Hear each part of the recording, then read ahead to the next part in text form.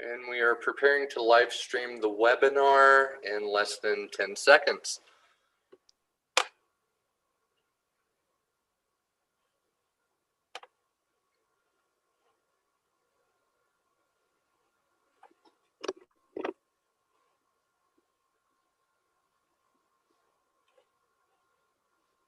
Ladies and gentlemen, we are preparing to live.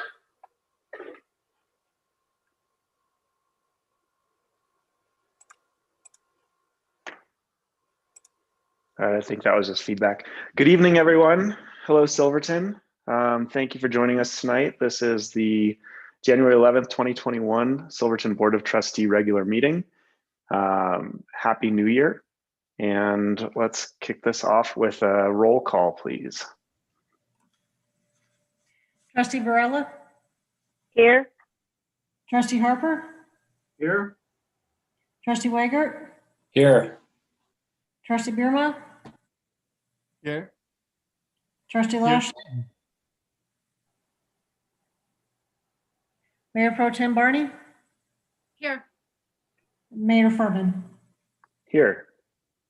Administrator Ryder, would you like to lead the Pledge of Allegiance? Certainly.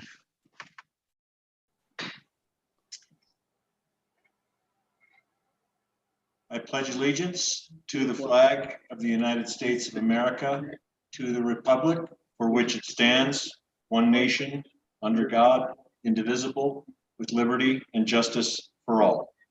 Amen. Thank you. Before jumping in, I did have a quick procedure question for you, Administrator Ryder. This is Trustee Lashley's final meeting based on the letter that we received. Will he participate in this meeting, or will we kind of bid him a fond farewell at the beginning of the meeting? No, I think he can participate as a full trustee. His resignation takes effect after this meeting, so I think he can vote and participate as a regular trustee. Wonderful, thank you. All right, we'll now go to public comment. Comments are limited to 3 minutes. If you would like to speak, please go ahead and click the raise hand button at the bottom of your screen, and we will promote you to a panelist in order to address the town. And I see a hand, Mr. Pendleton. Nathan, it looks like I'm not able to promote him to talk, so if you would be able to do that, that would be great.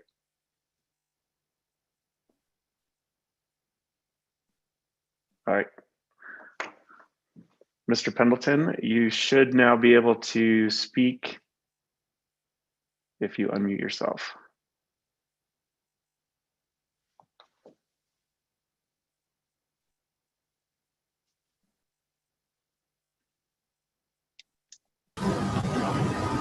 Can you hear me? We can now. Okay. Yes, thank you for the opportunity to just mention the fact that there has been an election beforehand, and to honor the votes of the people of Silverton, San Juan County.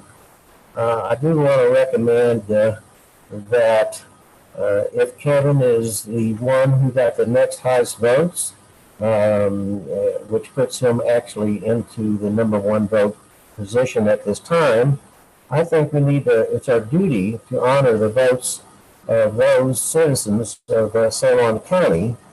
And if that is not the case, I assume that we're not going to have another election. So my request, once again, whoever has the most votes after those who, after I guess Austin leaves, I think needs to be on the board. So that's all I need to say. Thank you, Mr. Pendleton. Thank you.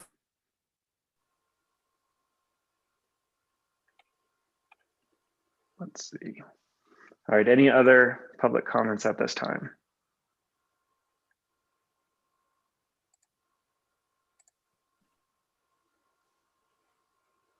Seeing none, we will move along to presentations and proclamations. And the first we have tonight is the Southwest Peak Alliance Health Benefit presentation.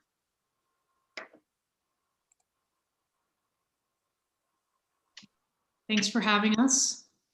Making sure there's enough light here. This is Monique DeGiorgio. I'm the Executive Director of Local First Foundation. I'm here with Elise Nairland, who is with Peak Health Alliance. You want to say hi, Elise?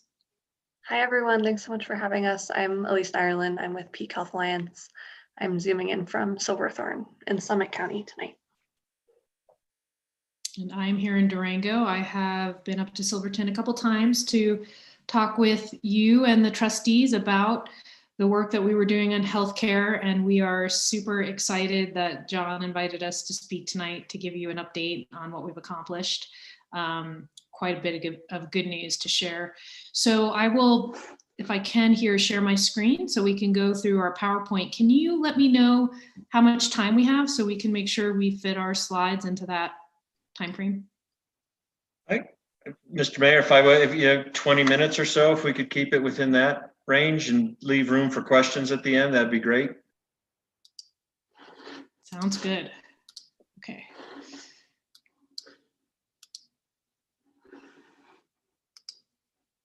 So we came, gosh, almost a year and a half ago now, to talk with you about the rising cost of healthcare that I think we experience in Western Colorado, even more so than the Front Range, but prices in Colorado generally are much higher. And we've been tackling this issue for a while. When we came to talk with you as trustees, we had just formed a relationship with the Peak Health Alliance.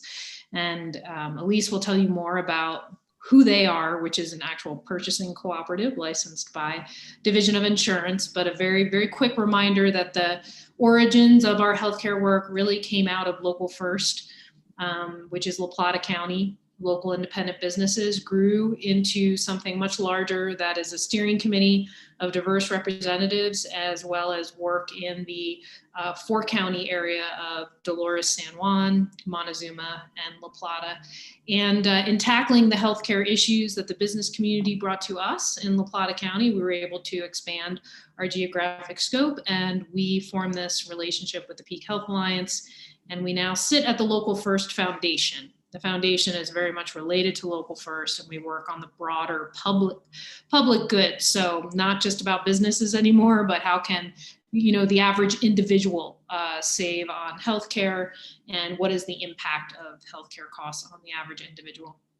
We have a broader mission around affordable, accessible healthcare in the La Plata County region. What we're going to talk about tonight are many of the successes we were able to produce through an ACA compliant plan. But keep in mind that broader goals such as health literacy and upholding community values such as transparency, accountability, keeping local dollars local, so all of those healthcare dollars that we're saving, kind of pumping them back into the local economy, making sure that we're making decisions based on data, and having a local solution is really what we're all about. And we're here tonight to tell you more about this relationship with the Peak Health Alliance. And I will let Elise describe who they are so you can understand their infrastructure as it relates to the partnership down here locally. Thanks, Monique. So as Monique described, Local First got to work on recognizing that these were big issues. The cost of healthcare was pretty prohibitive for a lot of business members as well as community members. In Summit County, we found the same thing, and we got to work on this in 2018, realizing that there wasn't really anything coming up quick enough to bring relief to our community members from a state level. And that was the development of PEAK, which was implemented in Summit County for coverage year 2020.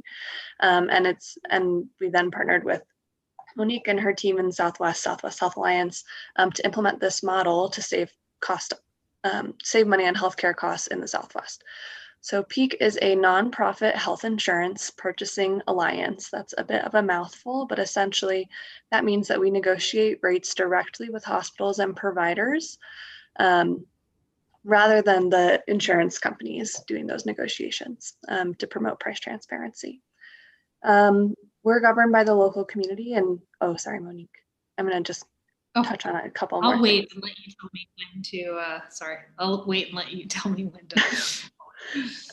Something just important to call out, and we'll get into it on the next slide too, is that we're not an insurance company, and neither is Southwest Health Alliance, so we can't bear any risk. Rather, we're a nonprofit advocacy body that works to address the cost of healthcare.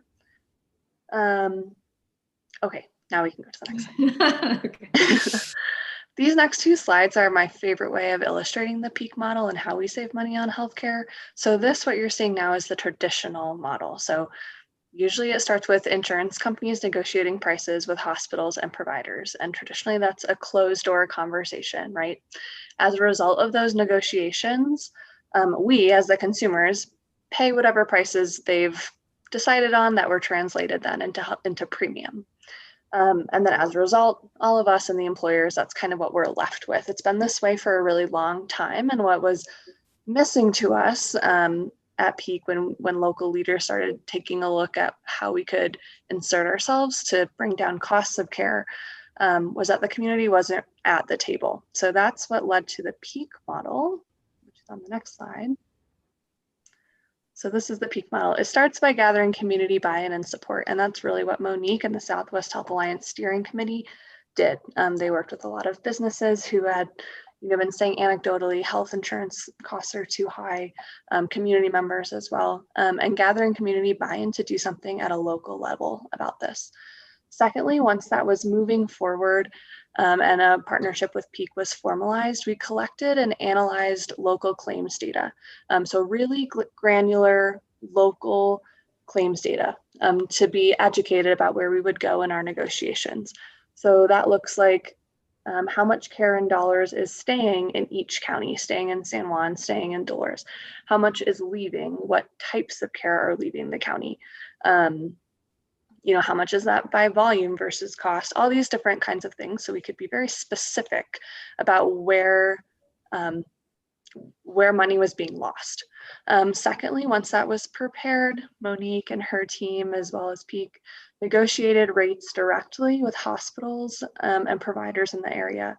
And as a result, we'll talk a little more about network and the product that came after, but Monique negotiated with Centura. Mercy, as a result, is in network, as well as the entire Centura statewide facilities, as well as ASH. Secondly, so after we negotiate, we have this fee schedule, right? This master list of rates that are discounted because of our community leverage.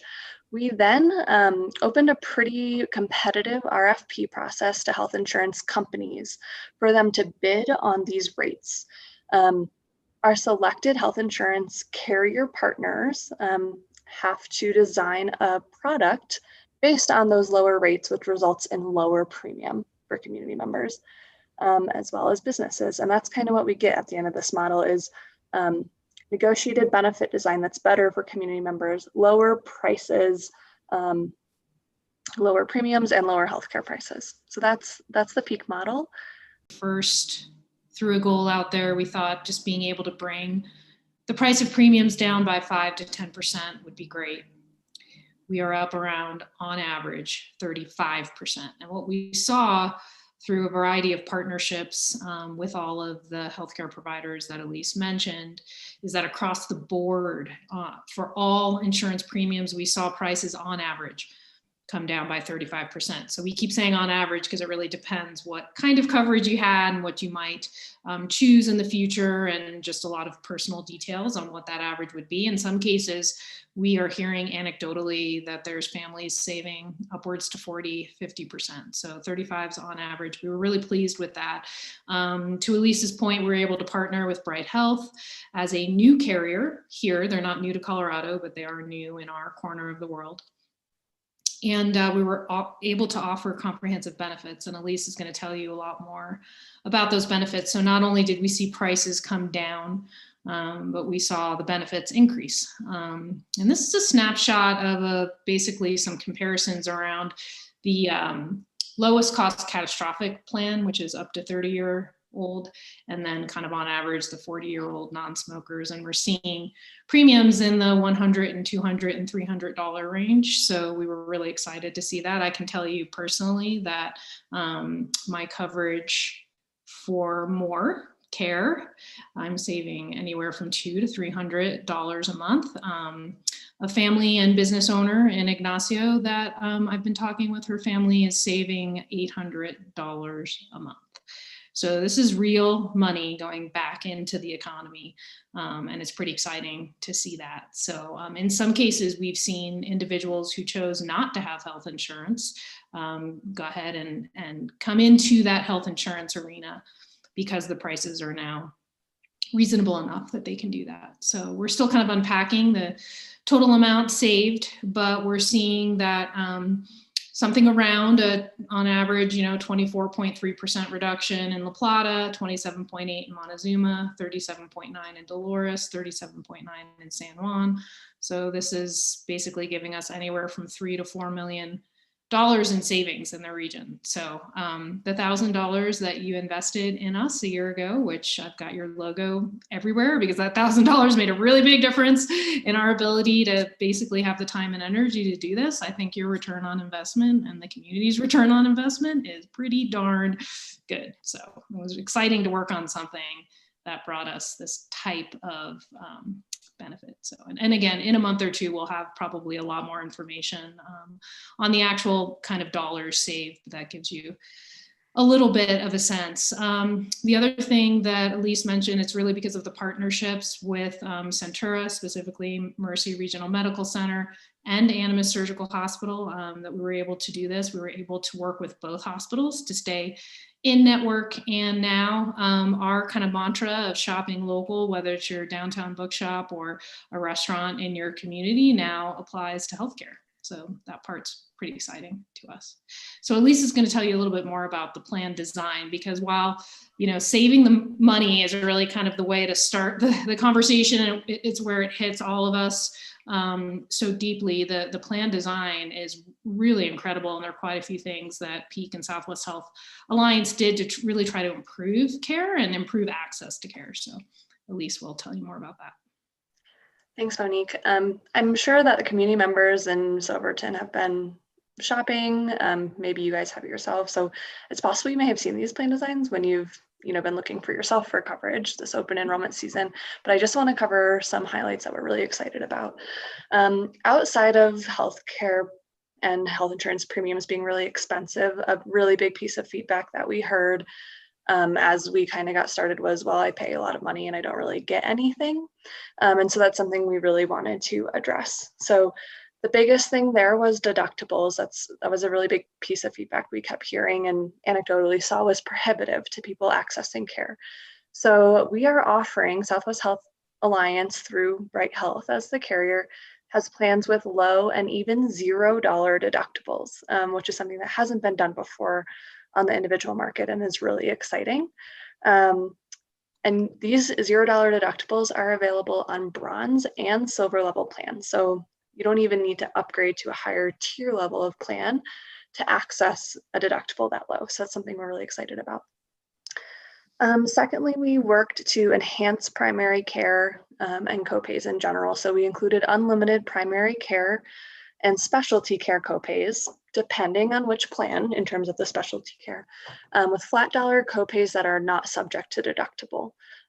Some plans even have a $0 primary care copay, and that would mean it's essentially free ahead of deductible.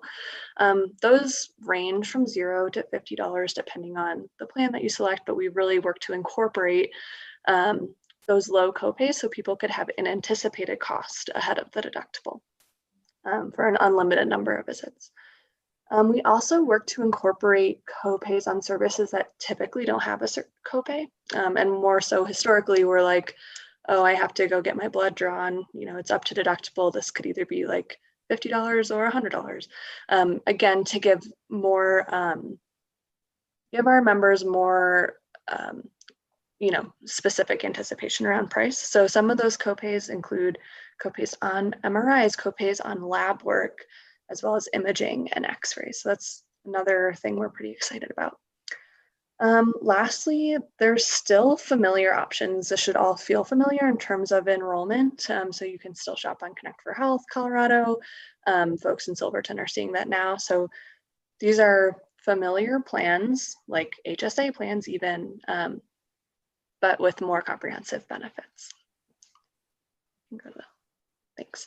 Another thing we would just be remiss if we didn't hit on is that we also work to enhance mental health benefits. In our mountain communities, anecdotally, this is just another thing that's a really big stressor and an issue is lack of access to mental health. So we kind of came at this problem from two angles. On the back end, we work to improve capacity in the mental health system by paying mental health providers more. They've notoriously been underpaid by health insurance companies. Expanding the mental health network. So we've got more therapists in the Southwest than previously had accepted insurance. And then we reduced prior authorization requirements for therapists, just recognizing that they're a small business in themselves and usually a staff of one. And then on the member side, we work to increase access to mental health care through those copays I mentioned. We incorporated an unlimited number of visits for outpatient mental health, actually at a $0 copay.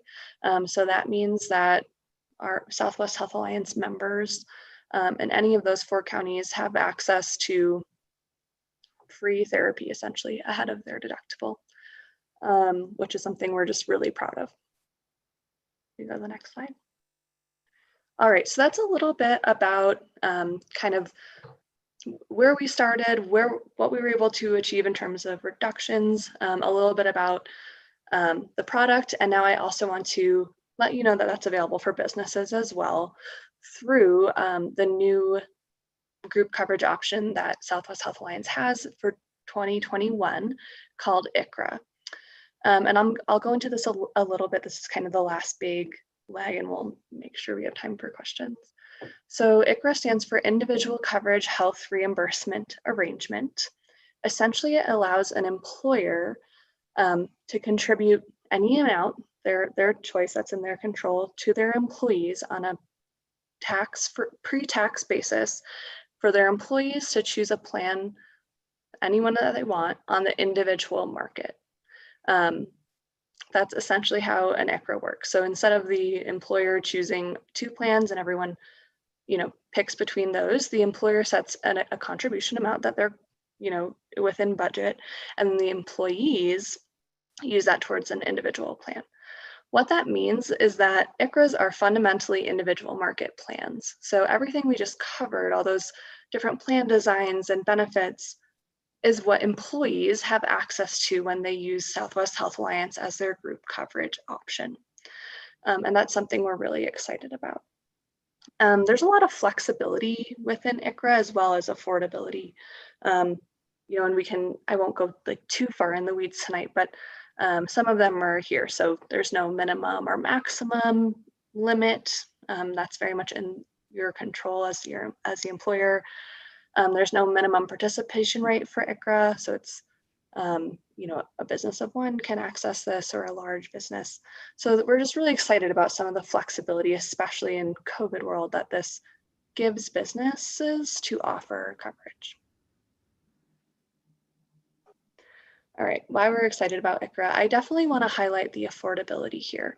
So historically, employers in our mountain towns haven't been able to access individual market rates, which have just gotten more attention over time. So state legislation like reinsurance lowered rates on the individual market, models like Peak and Southwest Health Alliance working in that space.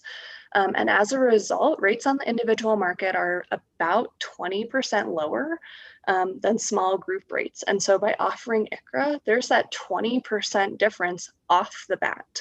And so that's something that's pretty exciting for employers to be able to access, again, on a really flexible basis to full-time employees, part-time employees, seasonal employees. There's a lot of flexibility here, which is great because we know how important this is in terms of recruitment and retention in our small towns. There's a couple important details about ICHRA, and I'll just maybe cover this real quick. And if there's questions, we can get into it a little more. But essentially, setting up an ICHRA is a little different, but worth it for the savings. So there's ICHRA administration platforms, which essentially are websites or softwares that kind of sets up your ICRA for you. And that's where it all happens. That's where you can upload your census and you can get a quote. That's where your employees also go to enroll in the plan that they choose and redeem their contribution. If you have a broker you already work with, they play an important role. They can help you do this. ICRA is pretty popular this year. So brokers, this is very much on their radar. There was a lot of trainings this summer. So brokers are ready to help you do ICRA. If you don't have a broker and you don't want to have one, that's okay too. You can also businesses can set this up directly through platforms as well.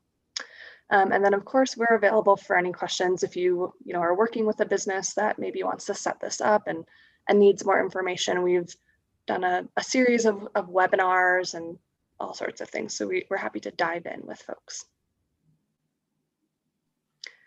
All right, so next steps are enrollment. This is the last week of open enrollment for individuals who are shopping on the marketplace. January 15th is the last day. Connect for Health Colorado, you'll see Southwest Health Alliance plans there, co-branded with Bright Health, our carrier partner. If you're a business or you know a business who's interested in offering this to employees, they should connect with their broker. Or if they don't have a broker or they want a referral to a broker or to an ICRA platform, they can reach out to us directly, or they can see our list of preferred brokers on the Southwest Health Alliance website. So I just wanted to take a moment to thank you again for making a contribution. All of these logos, organizations, businesses here helped us get to the finish line. As you can imagine, putting something like this together took a little bit of capacity and time and energy. And so we really appreciated the funds that the town of Silverton provided to us. And I do hope that you feel that you really got a great return. So as we open it up into questions, this is our contact information. I would like the town of Silverton to think about what we just presented in 3 ways. One is, how can this benefit anyone that lives in Silverton or San Juan County? The second is, how could this benefit the town of Silverton as an employee and as an employer? And then the third is, how can this benefit any businesses in Silverton? So you may have questions for all or some of those kind of hats that you all wear, but it's a good way, kind of a good lens to think about the value that we've provided. And yeah, we'll stop there for questions. And actually, before we dive in, sorry, Monique, I just forgot to mention kind of an important detail. It is coming up on the end of open enrollment, but I just want to mention on the last slide for next steps, businesses who are interested in offering ICRA are not bound to the open enrollment timeline. So if there's businesses that have anniversary dates mid-year, offering an ICRA opens a 60-day special enrollment period. So that's not, that I just wanted to call that out. Yeah, good point. And then I have this slide deck, so I could email it to John if you'd like our contact information, but I'll stop screen sharing right now and we can talk a little bit about what we were able to accomplish together. Thank you both very much. Any support we can get with respect to healthcare and affordable health insurance is very much appreciated. You're welcome. Trustees, any questions?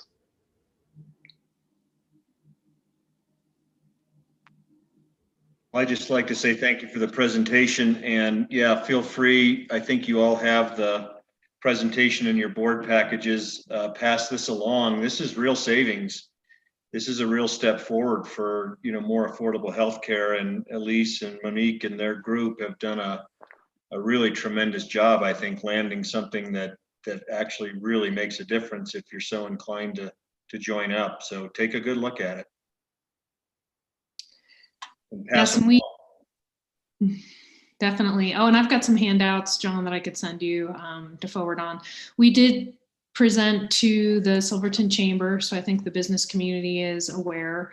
But I would say, trying to think who your HR or admin person is that I've been working with in the past. But if it's something that you want to think about for the town itself, reach out to myself or Elise, and it's something we can take a look at.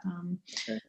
Especially as it relates to the ICRA, since you guys are a smaller entity, it might be something that you're interested in.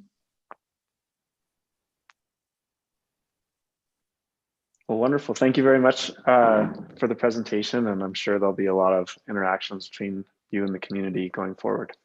Yeah, can I just ask in the last minute here, has anyone here been able to go online? Have you been shopping for your healthcare? Have you seen, have you heard any stories of, here in Durango, I get kind of the anecdotes in my world, but I'm just wondering what you might be hearing there in Silverton and San Juan County, or maybe nothing, hopefully something, but just curious. Well, happy to volunteer. The Connect for Health broker that I was working with directed me towards a Bright policy, and I opted into that this year.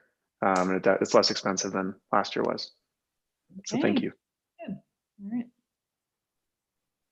Incredible. Yeah, just to end on a positive note, we really see every dollar that you save, especially in the times that we are right now, and just such an economic hardship that, those dollars can go back into your mortgage or your rent or food. And so I feel like for as much as it's been one of the most challenging years on history, it was also a good time for us to see some savings with health insurance. So we're glad we were able to bring that to fruition in 2020 and 2021, I should say. And moving forward, just know that each year we will be, doing this over and over again. And so we'll be back, to give you an update on any other improvements or changes we would make for 2022. We're hoping to open more of the self-funded market in later 2021 and 2022. So we should definitely stay in touch. We will. Thank you. Okay, thanks. Thanks. Thank you. All right. Moving on to the next item on our agenda is going to be an opportunity for each of the candidates who have submitted a letter to fill the vacancy left by Trustee Lashley after his election to the county commissioners. Each applicant will be given 5 minutes to present. And then tonight, each trustee will be given an opportunity to ask up to 2 questions to each applicant following the presentation by all applicants. And then at the next meeting, we'll follow the process that Administrator Ryder is about to describe in terms of choosing the applicant, as well as a public Q&A for the applicants. So Administrator Ryder, over to you. Okay, so yes, as the mayor has described, tonight will be just a 5-minute presentation, who the candidates are, why they're running for trustee. Trustees will be given an opportunity to ask a couple of questions. Next board meeting in 2 weeks, we'll again ask the applicants or those who want to be considered to be available for public question and answer.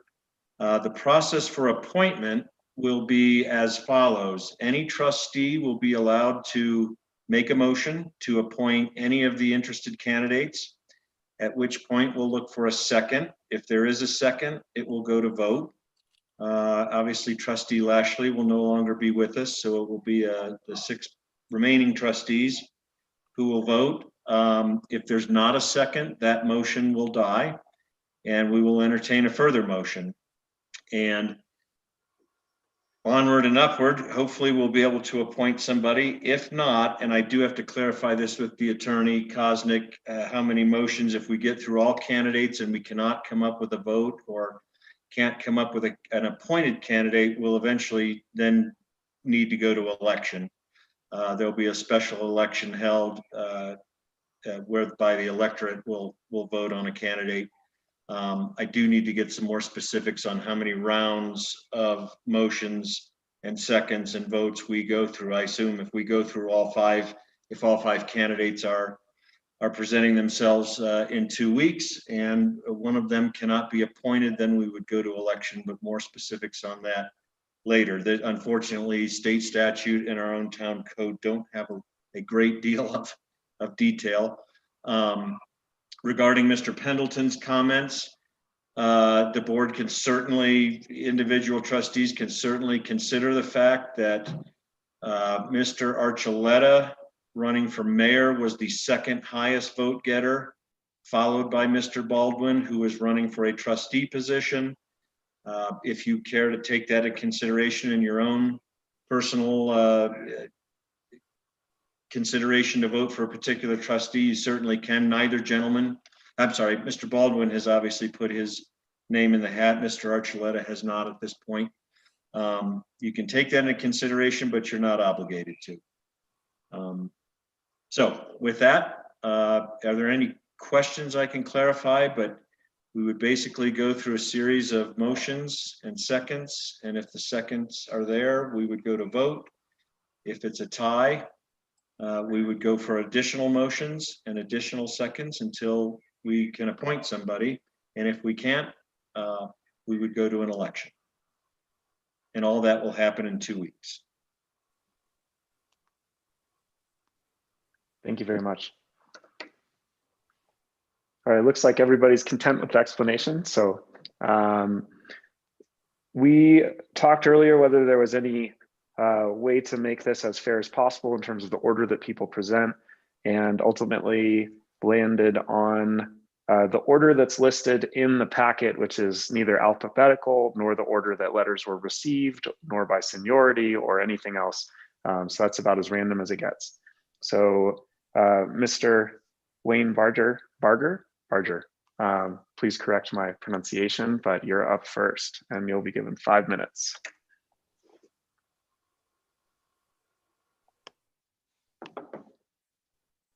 Can you hear me? We can. Welcome. Awesome, thank you.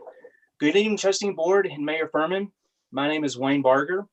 I appreciate your time this evening. I have been in Silverton resident and business owner for Animus Towing for 2 years. My wife and I have been in San Juan County landowner for 4 years. I feel that I'm the best person for this trustee position. I come to you this evening with no hidden agenda. As a business owner of the community, I feel I can provide clear communication to the board and to the community. I am ready to commit to what I believe is important, such as service within the community, visitor and public education, and also student learning and education. I believe I have the qualities and background for this position. I am open-minded and have many years of management experience. I have a positive daily working relationship with the community. In addition, I'm prepared to put in the time and energy necessary to fulfill the responsibilities of this position. I will represent the community well and contribute wisely to the board's process. Thank you for your time and consideration. Thank you, Wayne. Yep, thank you. And then please stick around. We'll be doing Q&A following the presentation of each of the candidates. Thank you. Next, we have Mr. Cole Davenport. Good evening, Mr. Mayor, the Board of Trustees, and the public for this opportunity. I live in Silverton proper for about 2 years. I lived in the county for about 6 years. I came for silence and I came and found a family here in Silverton. I'm a business owner and a property owner and a house owner here in the town and the county. I joined search and rescue. I also served in the Marine Corps for a number of years and had other personnel in the county before I had to deal with. I understand that I can bring an honest and biased outlook to the community with honor and confidence and valuable knowledge for the interest of the town and the voice of the people. I still and am much involved in the town and the community for good the knowledge and the town. I have good of the knowledge in the town's laws and the variances and much town support. I feel like I could apply for this position because I could have an opportunity to help and exceed and expand the infrastructure of this town and the people. Thank you for the time and have a good night. Thank you very much, Cole. Sure. Cheers. And next up, we have Mr. Tyler George.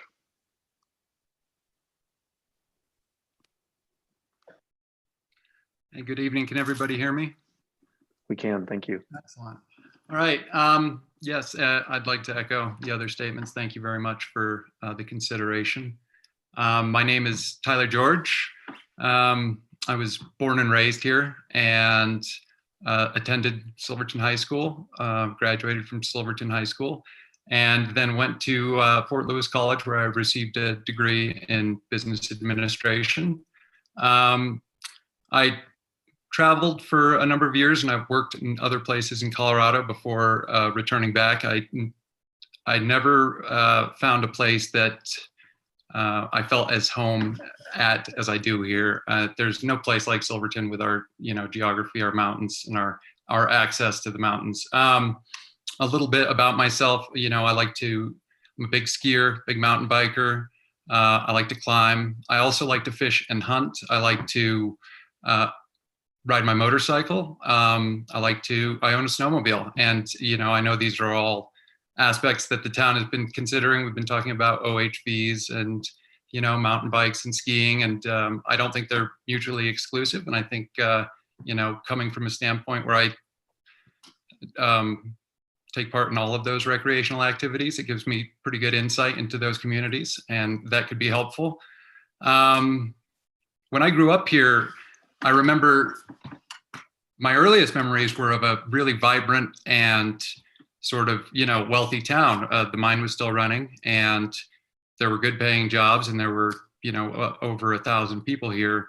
And then when I was 8 or 9, I went to school after one summer, and all of my friends were gone, or the majority of them were gone. And the explanation for it was that the mine had closed, and just about overnight, many of these families had to move.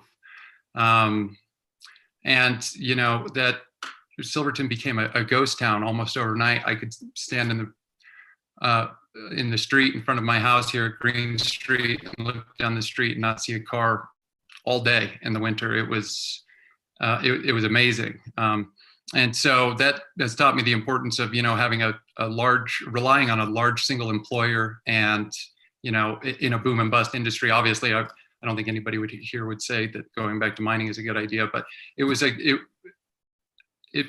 good lesson in being able to diversify and having multiple different employers, and hopefully industries. Even if it is just tourism, then there's different aspects within that tourism. And then conversely, while Silverton was becoming a ghost town, I watched other mountain towns in the Rockies become very successful, but also unattainable maybe for folks like me.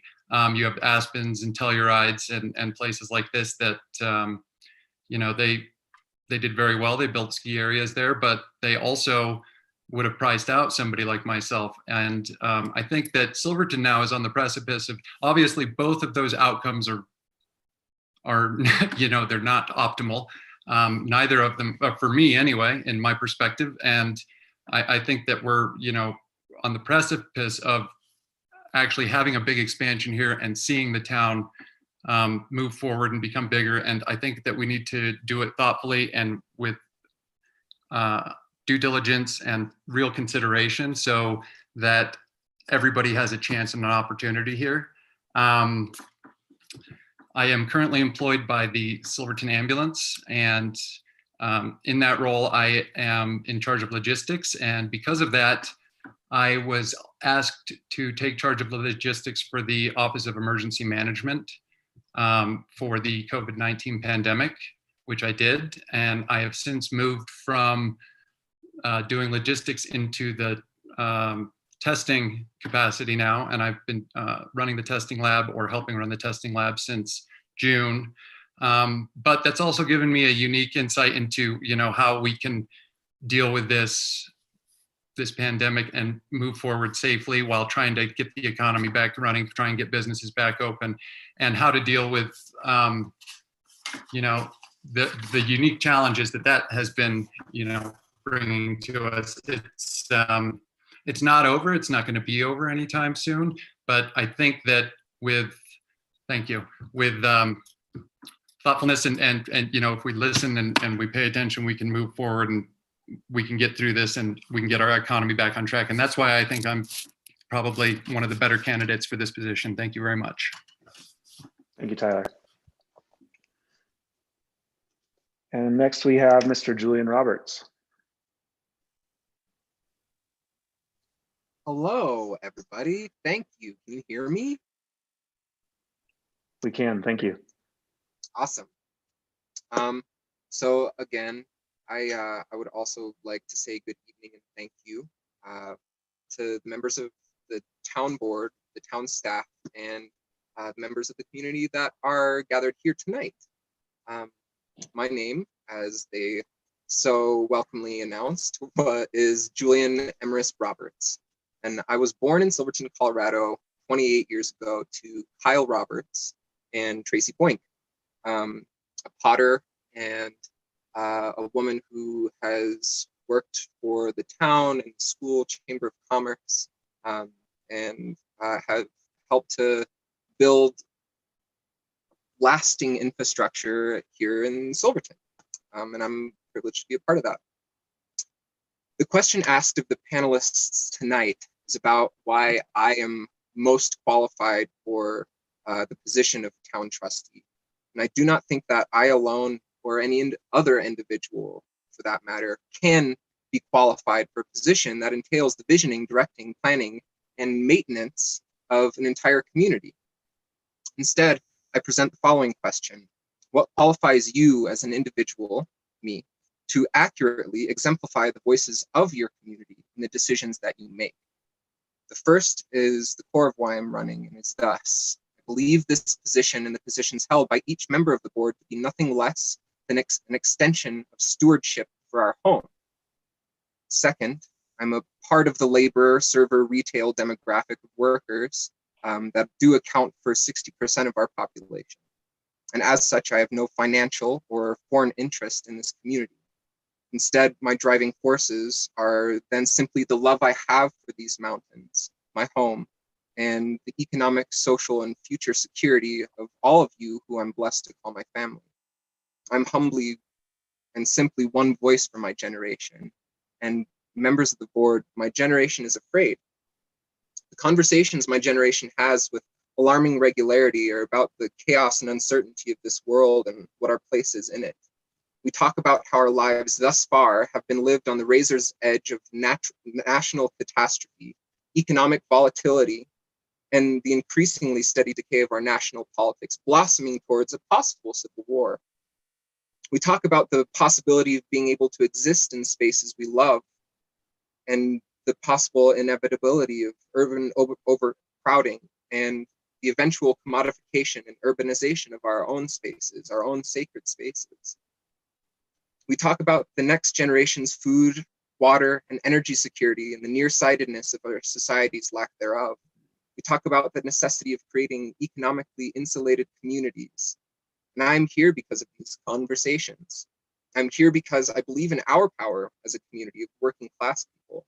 The final qualification I will share, I believe that may most exemplify my community's voice is my dedication to personally engaging the community in a way that seeks to cultivate community-based power and progress. It is imperative we create local and regional food networks. It is critical we begin to fulfill our own energy demands. It is essential that our laborers have a place to live. We need to facilitate the growth of community-powered purchasing, and I believe it is the responsibility of every servant of the people to both actively engage their community and foster development, infrastructure, and economic diversification that decreases the cost of living and increases the quality of life. Thank you for your time, for your consideration. And I look forward to answering the questions you have posed for me later tonight and whenever we meet again. Thank you, Julian. And next we have Mr. Kevin Baldwin.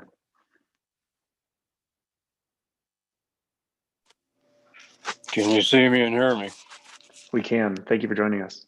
Thank you for the invitation. I appreciate the opportunity to present myself tonight. I feel I have some unique experiences and many lessons learned over the years that I can bring to Silverton. I'm sorry, I should have forgot or done the formality first. My name is Kevin Baldwin. I live here on Snowden Street. I've been here 11 years, and I've operated Bearded Wonder Services for 9 years. I also operate the Silverton Church of Christ next to Campbell Mountain Cafe, and I've been doing that for 11 years as well. Part of the things I've been involved in Silverton during my time here is the Chamber of Commerce, the Wild and Scenic, series that went about 2 years. I've been part of the revitalization committee that happened about 8 years ago. I've been part of the Animas River stakeholder group. And I think that's it for the moment. If something else comes to mind, I'll bring it up later. I was involved when we first put ATVs or OHVs on the ballot to put them on a route for the trial. And then again, when we did it on the current route that we have. I'm aware of Silverton. I've seen the history of it. I've read a lot about it and learned about it in the county. I'm an avid jeeper. I do like in hiking as well. And we've seen a lot of change. And I've talked to some of the old timers here who've been around for years and seen how mining really contributed to this town, and the absence of it, how it has hurt us in ways, because they had mining and tourism, which was a good balance. It allowed the basic foundation of economically for the county and the town to be solid, and then it provided businesses a way to survive and provided a workforce. As a business owner, and I know there are several of you out there who are business owners as well, workforce and labor to keep you going and help you that's consistent is very difficult. I've run into that constantly, and I'm mainly doing it on my own and having a hard time keeping up. In many cases, I'm overwhelmed. Things I bring from my past experience. I've worked in government for 21 years. I worked at the Regional Transportation District in Denver. That district covered 8 counties, and at the time when I was there, it was 2,400 square miles. So I had to work with different water purveyors, Denver and others, different electricity purveyors, Excel Energy and Tri-State. And then I worked with CDOT, each individual municipality. When we had to put a new station or a park and ride or a facility in a town, I had to work with that individual town to make sure that we were in compliance with what their needs were, as well as we were able to get what we needed to function properly and efficiently. So I've done that. I am a mechanical engineer by trade. I have worked with facilities maintenance. I managed a building, one of the bus barns, and managed the custodial staff and technicians. I managed the outdoor facilities for 7 years, I believe it was. I did the facility for about 3.5. And I was an equipment engineer where I bought buses and retrofitted the buses so they'd work more efficiently and cost effectively in Denver. I've been taught to write specifications, a scope of work, and then do the bid process. Generally, you do 3 bids whenever you go out for a process to get a product or a service done. Then I did the inspection process, and then I initiated the payment process once we accepted the product. So I believe I have a fair amount of experience that I could turn loose and help the town with as far as various upgrades to infrastructure and buildings that we have. Another thing I did when I managed the building and the outdoor facilities is we were responsible for snow removal. We had a deadline of 6 a.m. to have things completed as far as cleared before the riding public would start arriving at our facilities. And we had a plan. We would start snow removal at 10 p.m. the night before or midnight if we had a large snowstorm. If it was a moderate one, we'd start at 2 a.m. And if we had a light one, we'd start at 4 a.m. If we knew it was going to go a few days, then we split the crew and we ran half of them through the night and half of them through the day to make sure that we kept up with it. It's very important that you get your work done before the traffic gets out there to us, because we had to plow exit ramps and parking rides along US 36. We had a very finite time. I believe this and my knowledge and my love for Silverton, which I do have a strong, will help me to do well and to help Silverton to grow and to show that I'm very concerned about it and build it on a solid foundation with my budget experience as well. Thank you for your time and the opportunity to present myself. Thank you very much, Kevin. All right, trustees, I suppose, would we like to ask questions of the candidates all at once, or should we go one at a time in the order that they presented?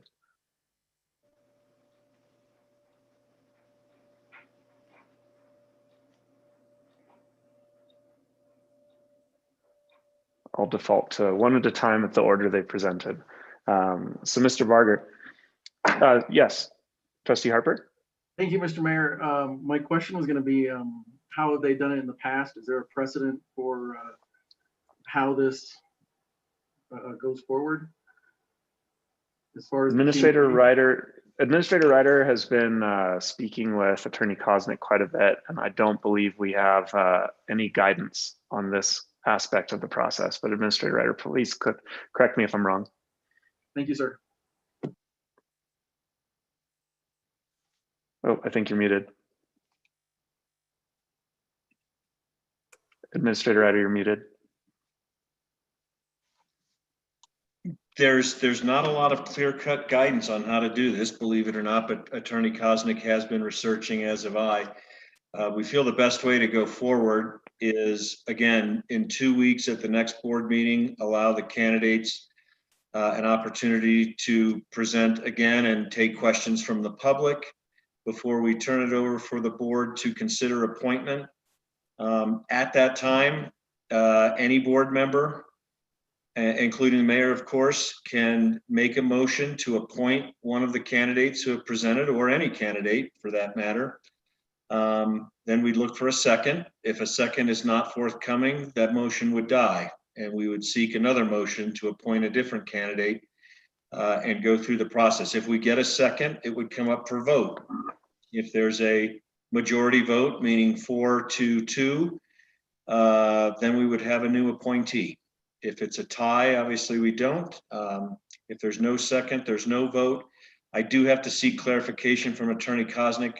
You know, if we make it through, say, all 5 candidates presenting here tonight are still making themselves available for appointment, and we get through all 5 candidates and don't have a second or don't have a definitive vote, a majority vote, then we would go to election. But I do need to clarify that exact process with Attorney Kosnick. But presumably, if we went through all 5 candidates and a second wasn't had, or a vote wasn't had, or a tie vote was had, then we would ultimately have to go to an election. Thank you. Mayor Pro Tem Barney. I have a clarifying question. So it sounded, Administrator Ryder, like you said that it would be any candidate is available to fill this position, even if they haven't submitted a letter of interest, or are we? I think a trustee can present any candidate if they would like to. Okay.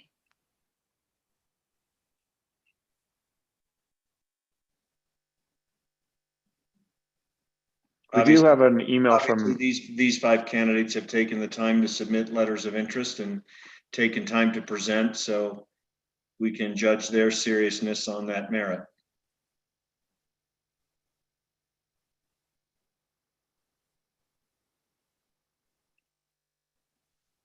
All right. So questions for Mr. Barger?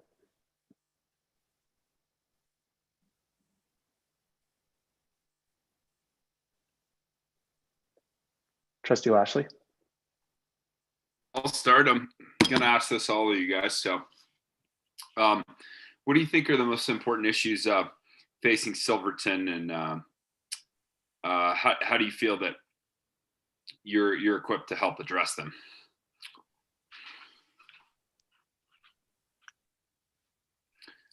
Sorry, Mr. Barger, you're still on mute. Can you hear me now? Yep. I would think workforce housing is very important. And also OHVs are important for the community as well. Just from over the summer, what they brought in for us. I'm an avid writer as well. And I respect the laws as well too. So doing so, I believe that that's very important for the community. Thank you. And Thank you. may not be an issue, but why don't we limit responses to 2 minutes in this section, just so that we don't end up going off too far. Mr. Barger, you mentioned the better supporting our children. What are some ideas you have that would aid the school community here? I would mostly technology, because as it changes, I believe that our education, the way we teach, should change as well. Thank you. Any other questions for Mr. Barger? Trustee Birma? Yeah, and this one's kind of like Austin's. I'm gonna ask the same thing to everybody. But what's your approach when it comes to working with a group of people with really diverse opinions and beliefs and political philosophies? Sure.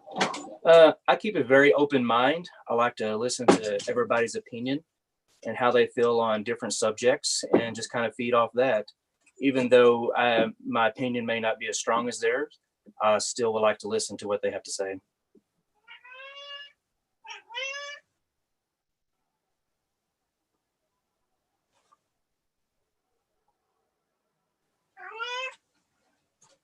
All right, any other questions for Mr. Barger? Trustee Wiegert? Thank you, Mr. Mayor. Similarly to Austin and Trustee Bierman, Trustee Lashley, Trustee Bierman, this question will be for all the candidates, but I'm just curious as to the role that you see trustees play in making decisions, as well as whether or not supporting town staff is an important aspect of a good trustee. What was that again? I quite didn't hear it skipping or something. Apologize, my connection may be slow, so I'm going to turn off my video here and maybe that will help a little bit better. Okay. Did it seem to? Yes, thank you. Okay. Yeah, I'm just curious to all the potential candidates, how do you feel that the importance of a trustee in working with town staff and supporting town staff? Is that an important trait that you would consider in a good trustee? Yes, I would very much consider that. It's very important to get everybody's word and opinion on different topics to move forward and grow.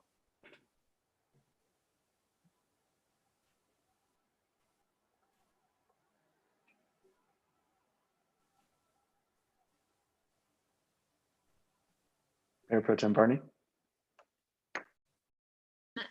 I'm just wondering what you might say to someone who would show concern about, I think something that happens in Silverton, I've experienced it, is the idea of like how long you've lived here related to how much of an input you have. I just wonder if you would address that subject, like your longevity in Silverton relative to the type of input that you're ready to have. Sure. As a relatively new person here myself. Sure. If I got asked a question I had little information about, it would probably be hard for me to answer, but I would tell them, like, if you give me the time and effort, I can put in some research and give you the correct answer you like to hear.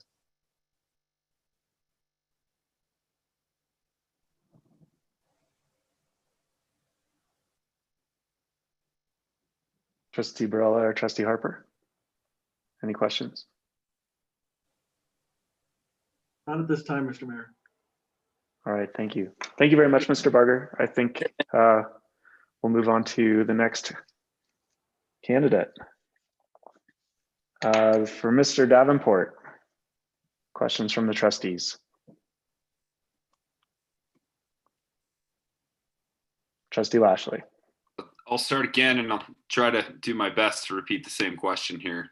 What issues do you feel are most important in Silverton, and how do you feel you're equipped to address them? Well, great question. The infrastructure, of course, keeping the town running, power, sewer, water, take care of the elderly, the kids, the first responders, the health cares, people, listen to the people, of course. That would be probably the first things I would always keep important. And ATVs, things like that, that comes to just to the public, and that's their vote. They can take that vote and we have to listen to them.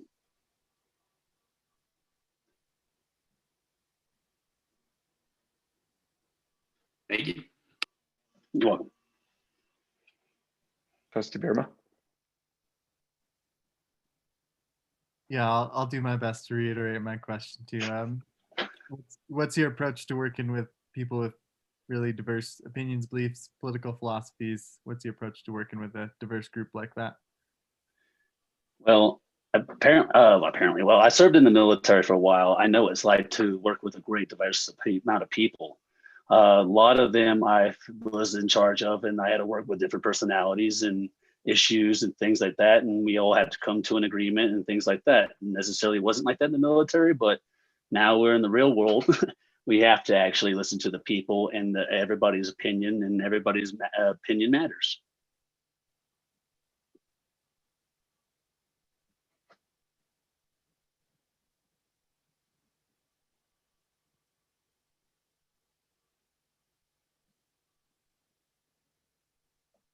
Trustees, other questions for Mr. Davenport?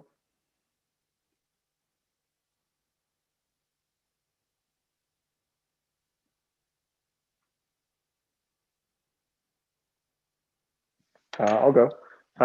What do you think is the appropriate way to consider the balance between the business interests in town and the general community overall? The balance of the business and community, no self-interest to what you need to do as far as a business opposition. You always got to look for the town's interest. If it means having the franchise in town and things like that, people like that have a big concern, then we have to address that with the people. And having the people always vote for what they need and what they can think they need or what they want, then that is the most concern over business. Taking someone's self-business over someone else's business and having a vendetta is not the way of doing things either.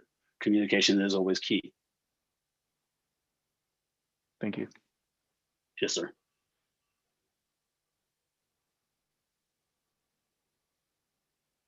Trustees, any other questions for Mr. Davenport before moving on to the next candidate? Trustee Wiegert?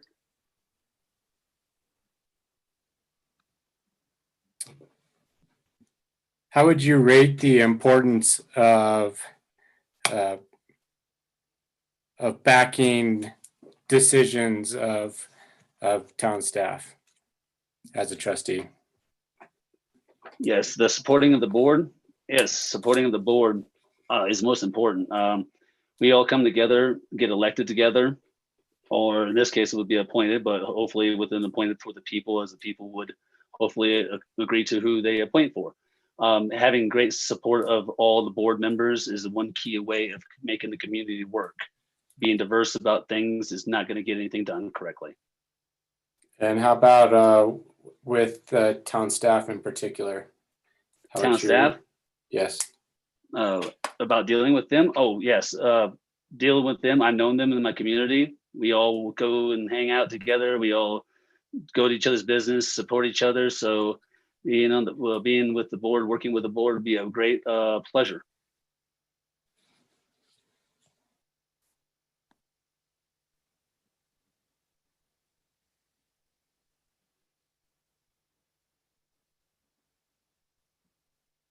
Anyone else?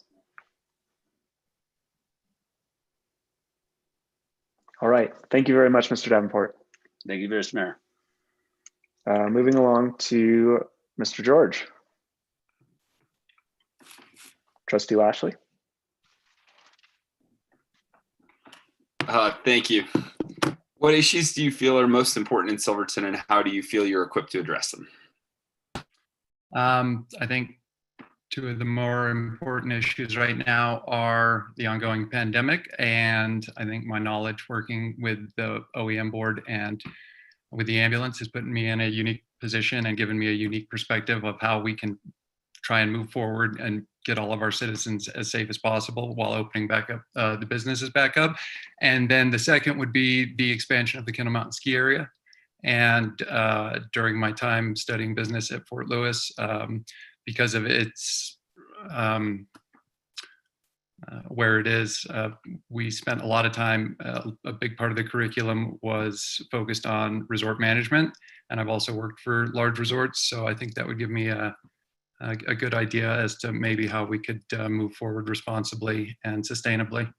And then under that, a big part of that would be attainable and affordable housing for the employees of any expansion or any, large employer coming in that would demand more employees. So.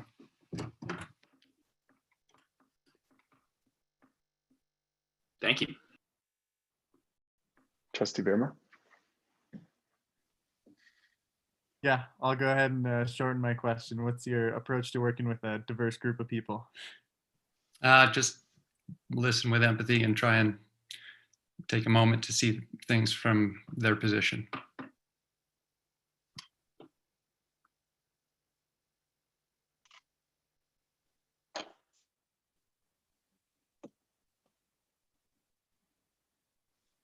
I'll go.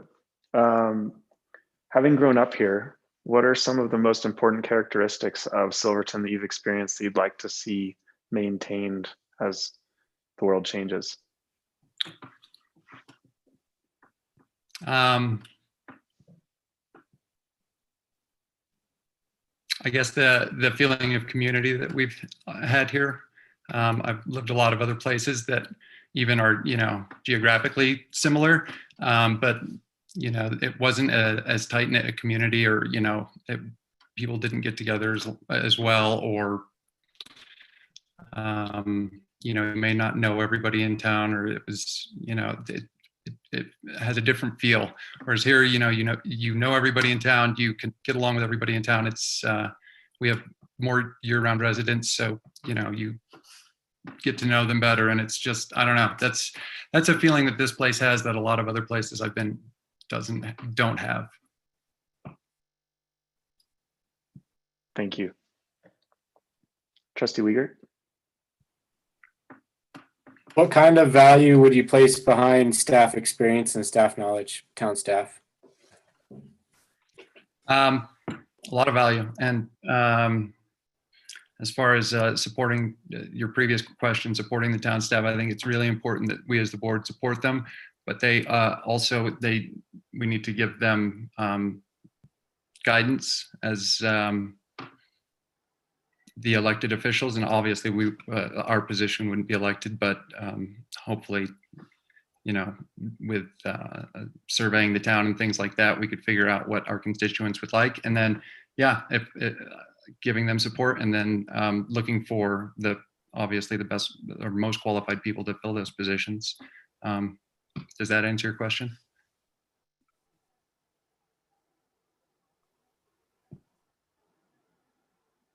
Mayor Pro Tem Barney. I had a really similar question as the mayor's, but I just adjusted it a little bit. Having grown up here, I am really curious to know what your approach to change is. I think we need to be open to change. The status quo, I don't think is sustainable in a lot of places. And I know a lot of people try and hold on to what they had in a place, but we have to be able to change as the world around us changes, and Silverton's no different. We're gonna, I think, like I said earlier, I think we're on the verge of some big changes, and I look forward to it. And I think that I'm in a unique position to see what our challenges have been in the past, but I also know what the potential that we have. And I think that I could help us maybe realize a lot of the potential, and maybe sort of steer away from maybe some of the mistakes that I have seen us make in the past. So yeah, I'm definitely open to change.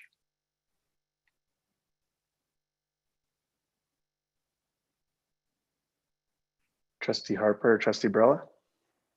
Trustee Harper. Thank you, Mr. Mayor. Thank you, Mr. George.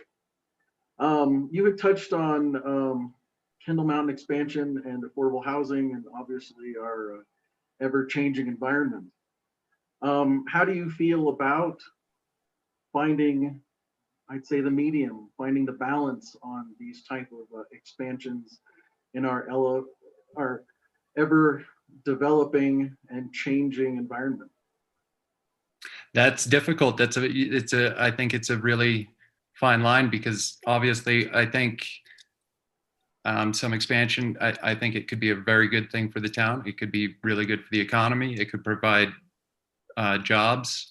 And at the same time, I think that if it wasn't done with due diligence and consideration, it could snowball out of control quite quickly, and we might turn into something that I personally don't think I would like to see, which would be something like an Aspen or a Telluride, because of then I don't think you'll see affordable housing or attainable housing, and I think that that real estate prices would get out of control. And so that's something that that's a tough answer to give. That's just a fine balancing act, and it's going to take research, and we're going to have to do a lot of studying and maybe get some outside resources for help to figure out how we maintain that balance. That's something that we probably should search and look for professional help on. So. Thank you, sir. Trustee Brella? All right, thank you. Thank you. Thank you, Mr. George. Mr. Roberts and Trustee Lashley.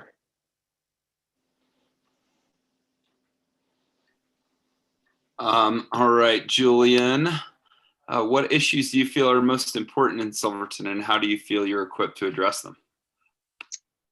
Well, I think the first has been touched on several times. Most of these have been touched on. I think everyone has a pretty good grasp.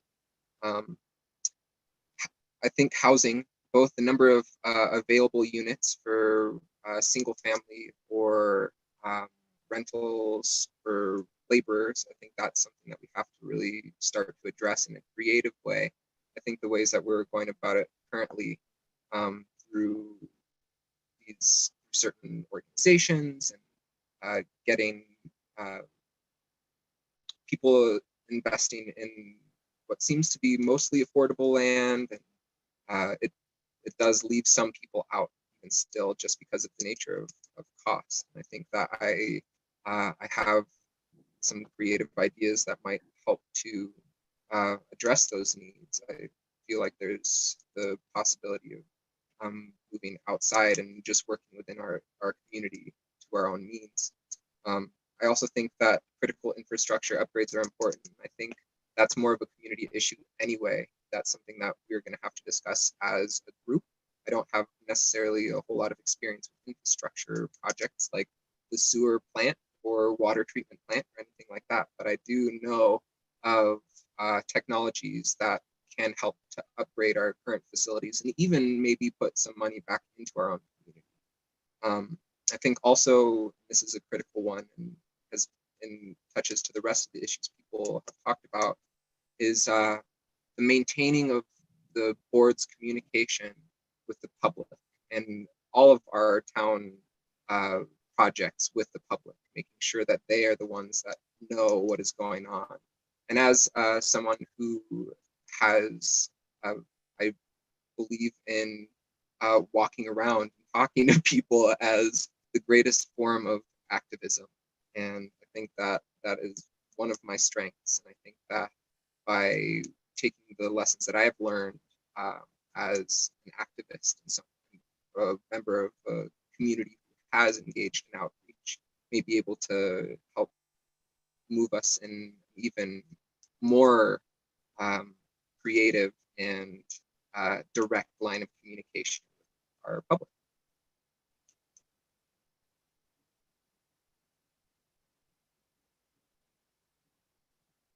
Trustee Birba? Yeah, what's your approach to working with a diverse group of people? So a couple of things. First, I've been trained in nonviolent communication, and I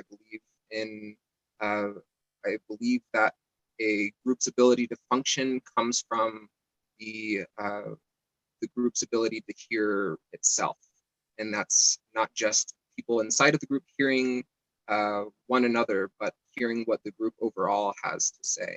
I think that because of some of the consensus organizations that I've been a part of, I feel confident in my ability to deal with that, in that I would have both the ability to maintain my own view, as well as explore the view of the other, and creating common ground. That was the third point. common denominator first.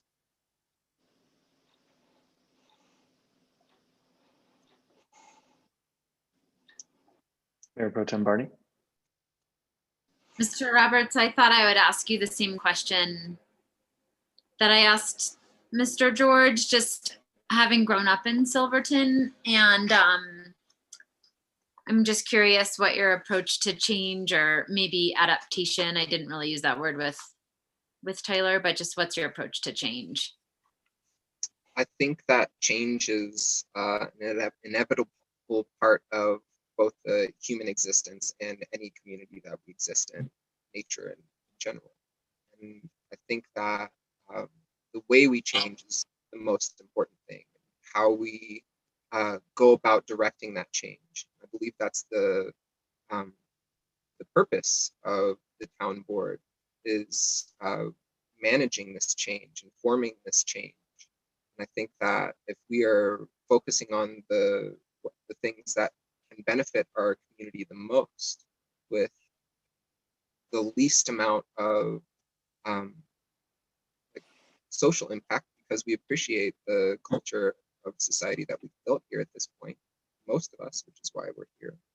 I think that is the goal, is to create change that can be felt in the pocketbooks and the quality of life of our residents, but that also don't affect the quality of life of our residents in a way that may be detrimental.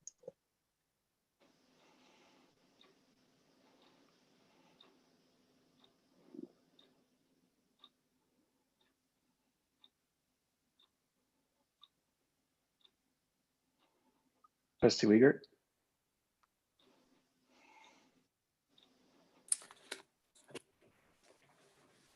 What kind of value do you place behind the knowledge and experience that Town of Silverton staff represents?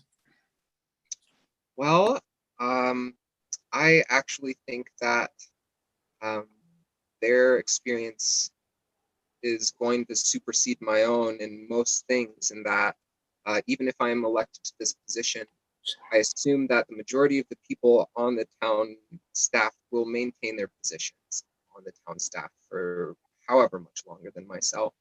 And so to create functional working relationships with those people is of the utmost importance, because they're the ones that have seen the changes and progressions that the government has gone through, and also the progress that our community has made in infrastructure development and human resource and outreach, et cetera, et cetera.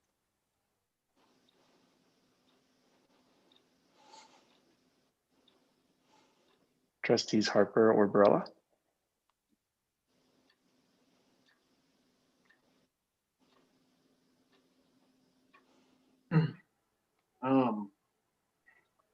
Mr. Roberts, thank you, sir, for once again throwing your hat in the ring. You talked about the inevitability of change in our community. You were born and raised here. How do you see yourself playing a role in managing that change? Whoa, Jim, that's a really it's a tough question. How do I see myself playing a role in that change? Well, I feel the most important role that I am playing currently. I feel like the strengths that we each individually have are what we should probably speak to. But the role that I'm playing currently is again that of someone who is reaching out to my community, someone who is looking for the voices inside of my community to give me direction, and not the other way around. I think that is the most critical aspect of any sort of servitude to a community. And as such, I would continue to maintain my effort in exploring what those voices really are, what people are truly saying, rather than trying to put my own personal whatever onto it, or someone else's personal whatever onto it. Thank you so much. I do have a follow-up question. You had talked about community outreach. I personally have an open door policy in all all aspects of my life. And my question to you would be, what do you think we could do better? I think that one thing that our community, I guess a couple things. The first is I think that it's important that we have a physical meeting space of some kind. I think even with COVID, we are discovering ways to mitigate some of the risks associated with it, including going out to the bar and drinking. And I think that if we can place enough importance on going to the bar and drinking as to allow for people to do it, we should be placing that same importance on our own meetings. I think that there are a lot of people who would be much more obliged to engage within our community by attending meetings. So that's one. I think that there has to be some sort of open forum. Second, I think that there should be a space that is specifically for residents to voice these concerns, not at meetings. I think there has to be a space outside that maybe is even supported by the town that allows for our community to come together and connect, to really start to engage with each other again about some of the issues at hand. And thirdly, I think that simply doing electronic outreach to the population about the going-ons of the community is simply not enough. I think that there has to be some sort of physical something that people can see going around town, because as you know, most of you, I'm sure, that's a lot of where our information comes about, is just walking down the road, talking to the people that we know and care about. If you see this poster or that poster, or you were at the post office the other day and saw that the town was doing this thing, having the links set up all over the place, allowing for businesses to post those things, trying to really engage our community and not asking them to come to us is the other thing. I think that we, again, as servants, have to be willing and dedicated even to going out and reaching out to our community, because again, we're servants. We're the ones that are at their behest, and how do you best serve them? You have to know how most people are feeling, and most people aren't going to come to my house. I know that for sure. I wouldn't want most people to come to my house. It's a wreck. Thank you very much, sir.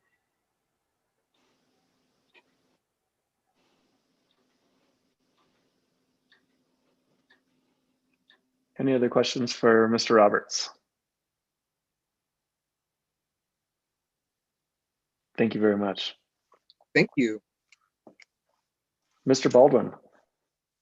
Yes, sir. And Trustee Lashley. Thank you, Mayor. Mr. Baldwin, what issues do you feel are most important in Silverton, and how do you feel that you are equipped to address them? All right, I have a few. The first one I'm going to say is listening to the people. One, I'm going to be very honest with you, I'm disappointed how you're just throwing the election results to the curb and going through this process and trying to seek legal counsel to get around it. I am the next candidate who ran. I did not put myself here. The people of Silverton did. You're not listening to them. Another example that I have attended several town meetings, and I've expressed my public comment many times just to notice that they made a record of it, but that was it. Nothing went any further. I wasn't contacted anymore. No future discussion was held. Also, I'm kind of jumping ahead to another question. When we have disagreements, we need to have debate. Having a diverse group is a good thing. You have different points of view, different experiences. People can bring a lot of good things to the table, and you iron it out and you come up with a solution that is best for the town, not an individual group or special interest or whatever you want to call it, but best for the town. My second concern is workforce. housing. Now, there's many things on it because vacation rentals take a lot of housing, but I am a private property advocate. There may be something else where the town can have some land and allow RVs to park on there to help people stay on a temporary basis. That's just off the cuff. Another one is running the town. I've watched this town. It's been run rather poorly. They've put inexperienced, unqualified people in positions, which has hurt us. They don't worry about the budget like they should. They just put it on the website. The state of Colorado is not very effective because they do not make you hold accountable to what you're doing with your enterprise fund and various other budget items. As long as you make your checking account balance meet what you put on the website, you're called good. A lot of corruption and bad things can happen in there. And a lot of us see that and we don't appreciate it. The town needs to have a solid foundation financially in order to function and go ahead like it should. The last one I have is enforcement. Our enforcement is very inconsistent. And I'm not just talking about the sheriff department. That is a different issue, and I believe it's inconsistent. But our code enforcement, the way we get business license and other things, there's a lot of little odds and ends that cause a lot of us trouble. And as a business owner, I've seen things. One time it works real smoothly. The next time it's a nightmare. Another time it's outright flat out opinion. And the town code is not followed that well. People know the old town code, they know the new town code, and then the new town code may supersede the old's still in existence. And then in other cases, the new is not correct. It shouldn't be there because the old covers that or is adequate, that kind of stuff. It's a lot of organizational type stuff. And again, I bring experience in that because I've dealt with it for several years. I've had to write specs. I've had to do many books, if you will, and operational procedures for making a department run correctly.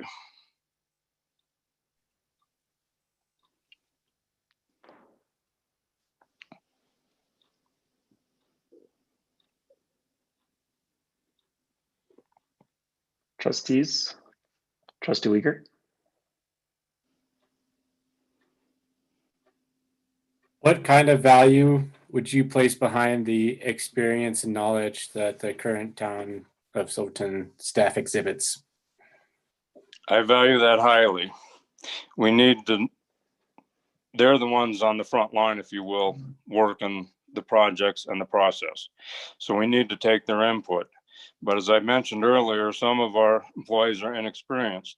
The other thing we have as a community is we have a large pool of experience.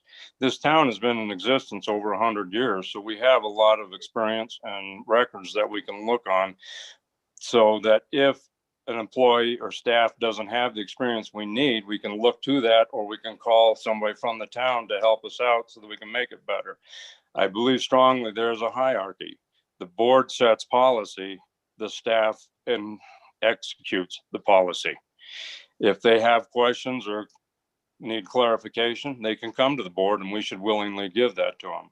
Again, I'm going to step out a little bit, but I've seen a lot of bickering and a lot of fighting where the board is actually attacking the staff, and that is not correct. And I've seen the board attack itself, which is not correct either. We need to work in unity, and we need to give the staff clear and concise direction so that they can go.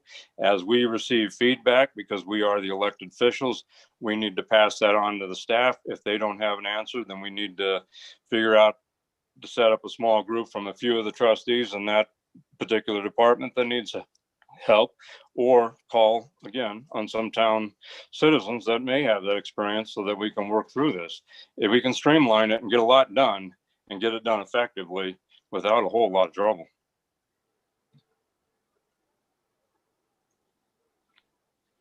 Trustee Harper. Thank you, Mr. Mayor. Mr. Baldwin, I'm going to borrow a question from one of my fellow trustees. Knowing that we are a beautifully diverse board of trustees, and I think you might have just answered it. How would you work with us?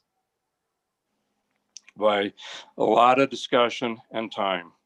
There is no shortcut for coming to a solution. The other thing is when you're working with a group, you can tell that some people, and this has been brought up by other candidates as well, that some people have an open mind, they're going to listen and you can work with. You can also see that some people are really just, a person may be stuck on an idea.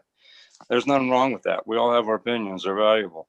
But what we need to do is bring it all to a point to where it's for the good of the town.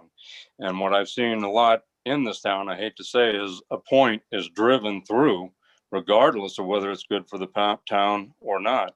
We need to keep that as the focus and then get everybody to work through discussing, through throwing out ideas, through coming up with a process, whatever it may be, to make sure we get to the betterment of the town, but we do it together and as unanimously as we can. Unanimous is not always possible. I'm aware of that, but we need to work together that, but again, that may take time. We may talk one, say a couple hours, one meeting, and we're getting somewhere, but at the same time, we're hung up on a point.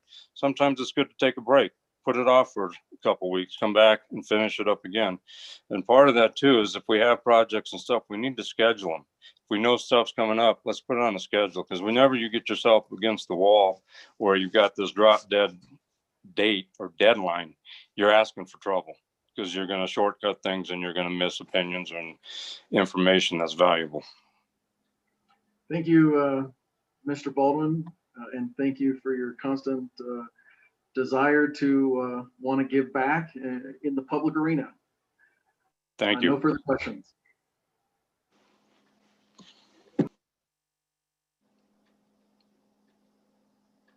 Any other questions for Mr. Baldwin?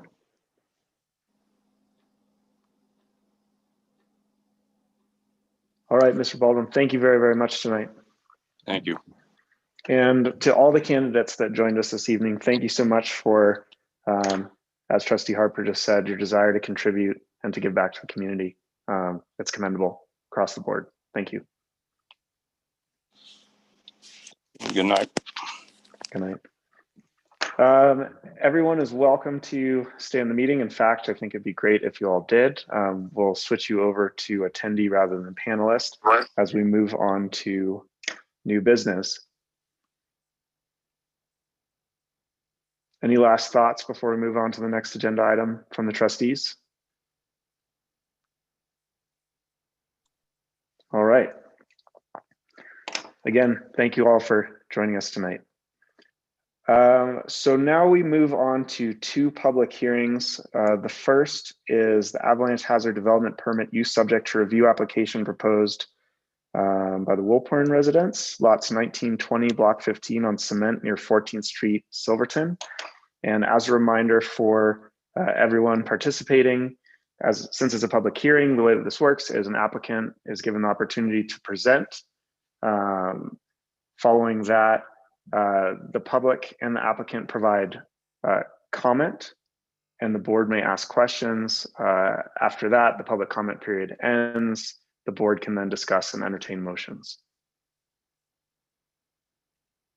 So for this first public hearing, we'll turn over to Mr. Tom Woolporn, and please correct my pronunciation if I'm saying it wrong. That's correct. Right. Tom Woolporn. And yeah, we've submitted a set of plans to the, I guess was it the Planning Commission to do a single family residence on lots 19 and 20, block 15. And it's already, it's conforming with all site restrictions. It is a single story house. I think it's 1,580 square feet, no accessory buildings. And from the beginning, we knew it was in the blue zone. So, for a couple of reasons, I talked to Dave Wilson, structural engineer out of Durango, and we decided, because we wanted to keep things more straightforward, not only for cost reasons, but for an avalanche analysis that we figured we might have to do, that we do single story and relatively low pitch roof. So there's a lower profile facing the general direction of the avalanche, which is across the river, I guess, in the direction southeast. But and we've since engaged the services of Chris Wilbur, an avalanche specialist, we've signed papers with him. He's underway with a study And I think he's co-doing a study with myself and Brian Luther. And I think even Chris Davenport may be involved. So basically so far it just says two, but the idea is to get a more recent avalanche study so that he can provide the PSF loads based on, both the field visit and current avalanche data, and combine that with directional data to feed to Dave Wilson so he can do a structural package for the loads that they come up with. And I've also been in touch with Bill McDougall initially to find out his requirements, what he expected. He wants a structural engineer. I know that area has other houses in it that have been there a long time that are between us and the slide path. But I also recognize that, and I think there's some of the older studies are maybe 30-year events. This one he's designing for a 100-year event to find out realistic loads. I don't think an avalanche has ever reached that spot, but I think it's more of the wind blast that could occur in an extreme event. But anyway, we're trying to follow all the protocol to be able to build a house there that does meet the loading criteria. And I did build a house there in 1998 and had it till 2012, but we sold it because there was due to the economic downturn. And I've always been a fan of Silverton, whether it's in a tent or in a house. And now I want to come back and have a house again and be up and be back in town, at least part-time initially. And two of the things that came up with in the previous meeting is because of the avalanche zone, they want us to bury the propane tank and also bury the electrical lines to the house. Again, not so that reduces hazard to the public, et cetera. And then I think that was about it. Thank you. Trustee Wiegert? I do believe there was also some discussion about fences within avalanche runout zones, and that may be an important topic that trustees decide to discuss tonight. Am I right, Mr. Welborn? There is one fence on what I would call I guess it'd be the southwest property line, 7 feet, was it 6 or 7 feet tall? I forget what the plans say. And it's more of a future privacy fence. And it's kind of in the, it's kind of, I want to say perpendicular, it's in line with the avalanche flow. And I don't know, I mean, I guess it's a flying debris potential situation, I suppose. But we are just putting it there for future privacy. So it's not on the property line facing directly. It's not perpendicular to the flow of the avalanche blast or forces. It's kind of, I guess you'd say, parallel with it. Only on one side. Because our property is right next to the Jaramillo property and right next to his garage. And that's kind of the height profile of my property or my design as well. So it's kind of a simple gable roof and not unsimilar in form to the adjacent property. And his fence is kind of in the same, I don't know if he has a fence. It might be chain link, I forget. Thank you. Planner Adair, any additional context you'd like to provide for the trustees and public before we go to public comment? Thank you. This is a use subject to review application. So what the town board is considering is whether or not this site is appropriate for a single family residential use. And the Planning Commission and I both recommend that you consider approving this application with the conditions of approval that are on the last page of the staff report. Thank you. Let's turn now to public comment. So anyone who's on this Zoom meeting, if you can click raise hand if you have anything to say, we'll promote you to panelist.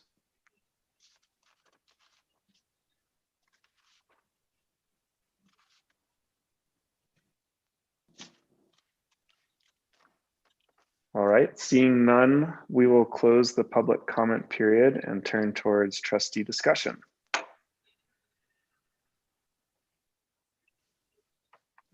Perhaps trustees Wiegert or Lashley, who are members of the Planning Commission, would like to kick it off. Trustee Harper is on. Trustee Harper? Oh, my apologies, Trustee Harper. Sorry. Good enough.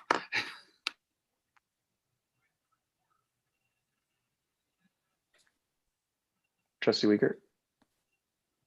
I'll go ahead. I think the report that Lisa's provided is, our planning director Adair has provided, is very detailed, and I think that the planning commission had an excellent discussion. We really don't have any issues with what's been provided, other than one suggestion from our chair that the power lines be buried. And I think that's a fine amendment, and we see it there in the conditions, and that does just reduce the risk there in the event of an emergency with downed live electrical lines, the potential of. The other main concern was the fence, and I think there is some ambiguity within the code about fences in avalanche runoff zones, and it's probably worth a discussion whether or not the town board feels like that needs to be regulated or not. As for public safety. Thank you. And what's your view on that, Trustee Wiegert? I don't really feel strongly one way or another, actually, in the fences department. I do think it is beneficial that in this particular scenario that the fence is parallel to the run out of the avalanche path. It'll be subject to lesser forces and possibly less destruction. But flying debris in the event of emergency is never anything good, especially in a residential area. So I'd be interested to hear what some of the other trustees felt about it. Thank you.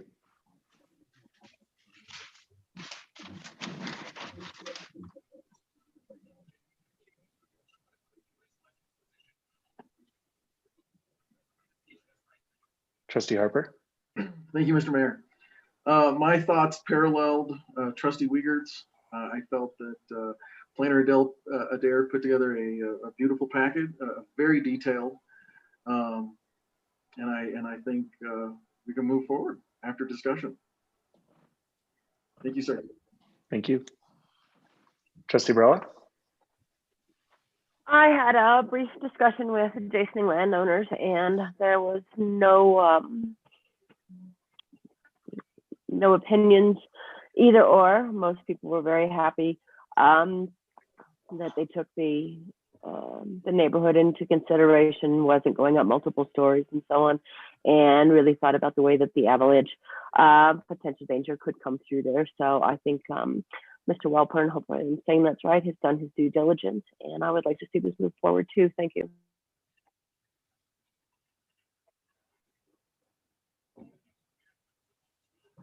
Any additional discussion or questions, or would someone like to propose a motion?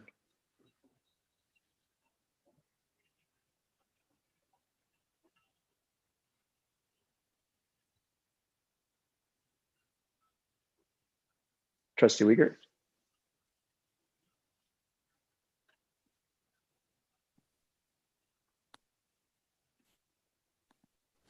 I'd like to make a motion that we approve the avalanche hazard development permit use subject to review application for the proposed Welpern residence, lots 19 and 20 on block 15 on Cement Street near 14th Street in Silverton. Second. And are you proposing that subject to the conditions included in as with respect to the recommendations by the Planning Commission? It's all laid out. Yes. Yes, thank you for the clarification, but the motion would include the conditions as set forth by Planning Director Adair. Still continue with the second. Thank you. Kelly, roll call, please. Trustee Barella. Yes. Trustee Harper. Yes. Trustee Wiegert. Yes. Trustee Birma. Yes. Trustee Lashley. Yes. Mayor Pro Tem Barney, Yes. Mayor Furman. Yes. Well, thank you very much, Mr. Wolpern, and congratulations. And we look forward to seeing you here more often once your house is built. I appreciate it very much, and we hope to break ground in May if we can keep things moving. Thank you, everybody. All right. Moving along to our next public hearing, outline development plan application, proposed Merrill Heinbaugh re-subdivision, lots 1 through 10 and 13 through 24, block 4, Blake's Addition, Cement and 19th Street, Silverton. So again, as a public hearing, we'll hear a presentation from the applicant. That will be followed by a public comment period. Public comment period will then close, and then we'll have trustee discussion, and we can entertain motions at that point.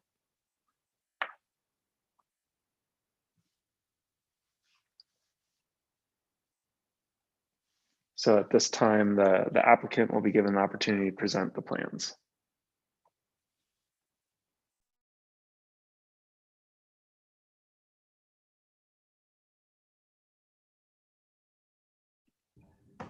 Hi, everybody. I'm Sean Merrill. Thank you for making some time for us tonight. My wife is really running the show here, so she should be the one on video. So is she somehow on here? I do not see her as an attendee on the Zoom meeting. Okay, let me try to text her to change something. Perhaps while we're coordinating that, Planner Adair, would you like to give a quick overview? Yes, she's on. Sure, thank you, Mayor. This is a re-subdivision application. It's called a re-subdivision because we're taking existing lots and creating new parcels. It includes an entire block, except for lots 11 and 12, which is owned by a separate party. Ron Heinbaugh and Sharon Heinbaugh of Silverton Lakes RV Resort LLC are the current owners of this parcel. Lisa and Sean Merrill are creating these parcels so they can purchase part of the block. At this time, it's largely a surveying project, lines on paper. Part of our subdivision regulations require regulating or information about what the proposed use is going to be, and the proposed use is reestablishing wetlands. The Planning Commission went over this project. The Planning Commission and I both recommend approving this outline development plan application for the proposed Merrill Heinbaugh re-subdivision with the conditions in the report. The vote was not completely unanimous. There was some discussion of having an existing sewer main underneath a wetlands area. But the motion that carried for the Planning Commission was a recommendation that you consider approving this application with the conditions that are written in the last page of your staff report, except for condition number 3.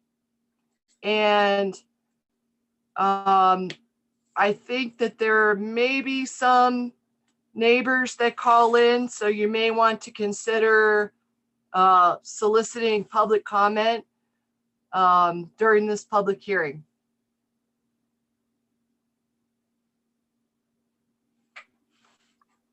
Thank you.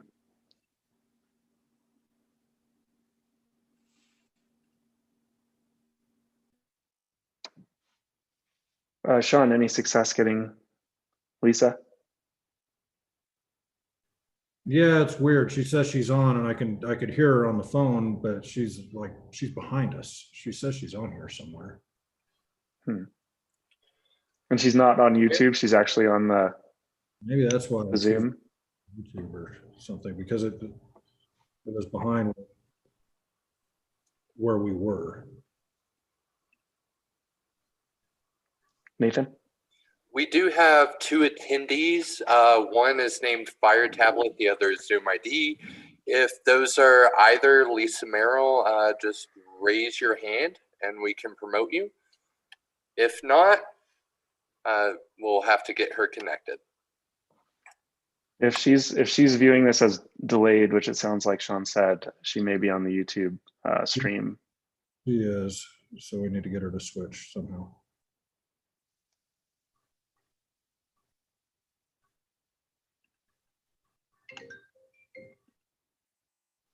Are you on through YouTube or just on through speakerphone right now? I'm on Zoom, I think.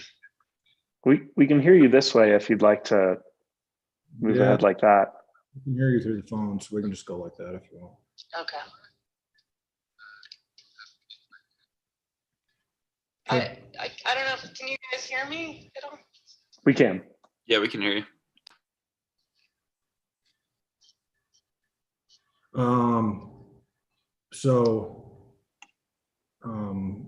Or is there a way for Nathan to just send another Zoom link directly to Lisa's email just so she can easily click and join in? Yeah, that'd be great, Sally. Thanks. I'm looking into getting that over to her right now. Okay, Nate, that'd be awesome.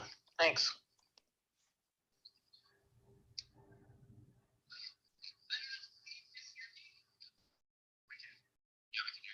There's a serious delay. I said that like 5 minutes ago.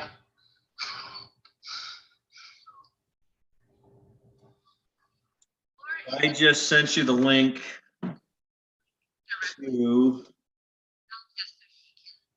let's see what.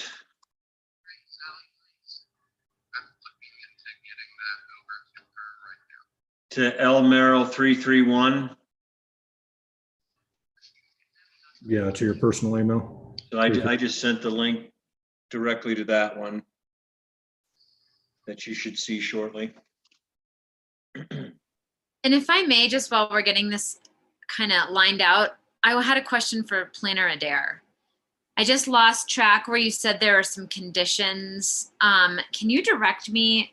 There's so much in this packet. I'm just wondering if you could indicate the page in the PDF if possible, or just direct me to where you referred to those.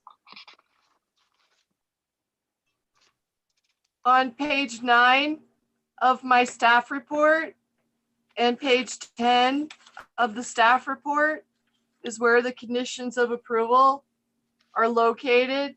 And in your town board packet, that would be on page 74 and 75. Thank you. You're welcome. That explains it. Okay, I appreciate that. Thank you, guys.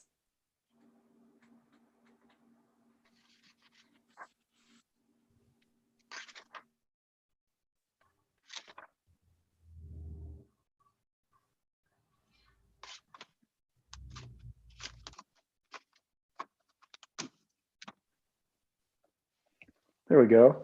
Hi, Lisa. Hi. Gosh, sorry about that, you guys. I've been on Zoom tons. I don't know what my deal is. Anyway, I didn't get to hear much of what has been said too. I apologize for that. But our proposal for re-subdivision is for the purpose of wetland and fen reestablishment, and then eventually to seek a conservation easement that would contain this reestablished wetland as well as adjacent blocks of wetland along the Animas. And we have been trying to purchase this dead fen since the early days of the situation between Silverton Lakes Campground and the Army Corps in the town. And so we're eager to finally close the deal and work towards actual work on the ground. I don't know if you need me to explain more about what we're looking to do, or more pieces that maybe Lisa has already spoken to.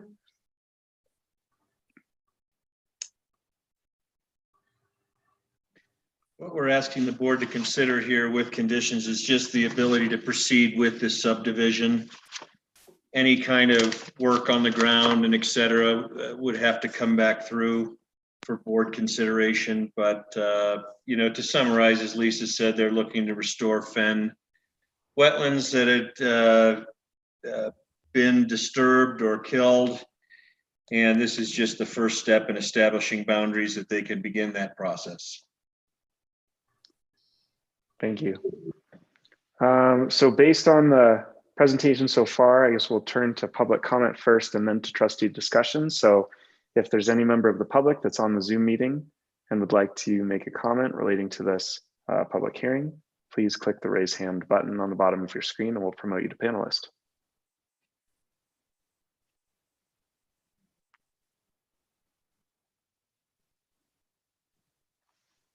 Seeing none, we will now close the public comment period for this public hearing and turn to trustee discussion.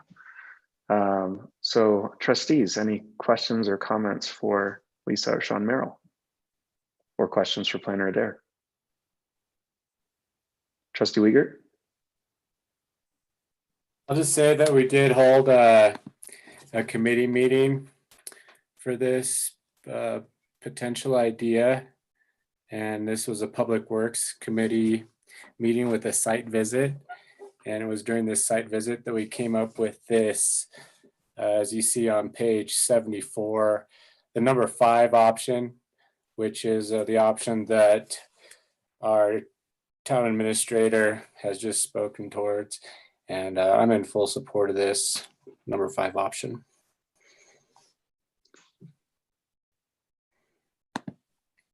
I would like to speak to that if I could too. I don't know when is the correct time. Yep, please. All right, thanks.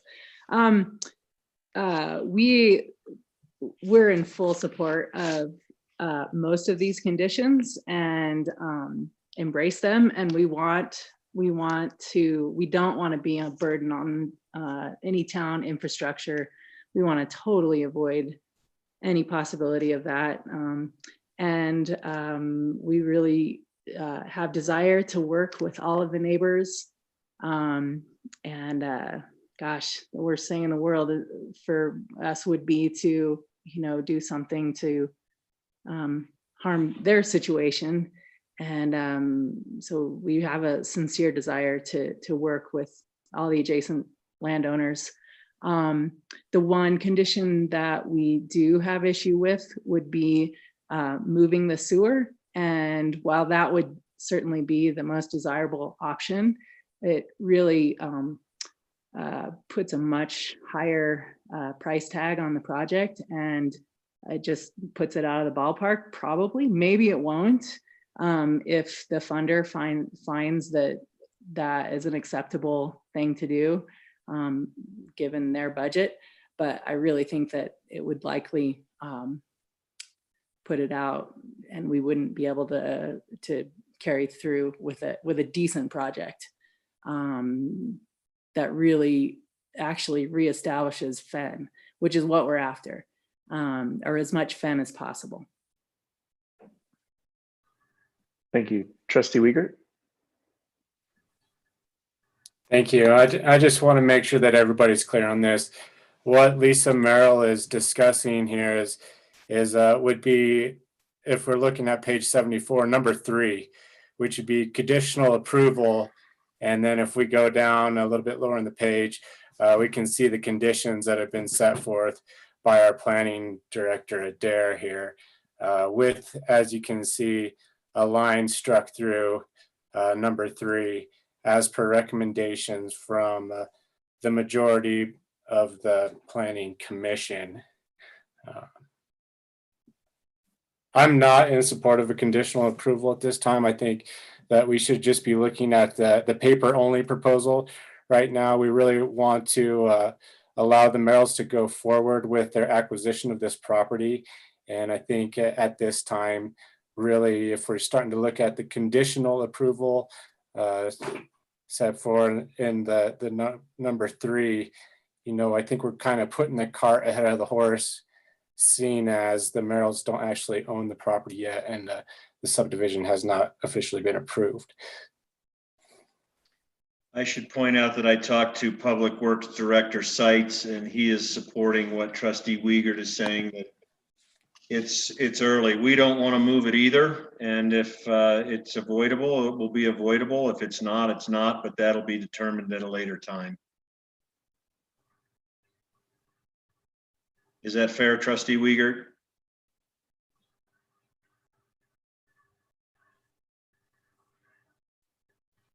Trustee Brella? So I support what Trustee Wiegert just said, based on what I've read inside here, and I'm glad to see this project moving forward. And it did get put off for quite some time, so hopefully we can have the Merrills moving forward on this.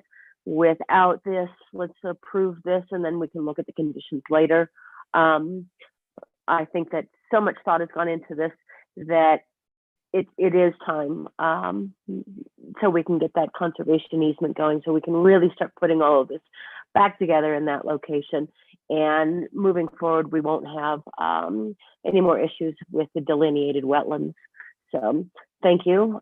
Good job, staff, as well as the Merrills, moving this project forward.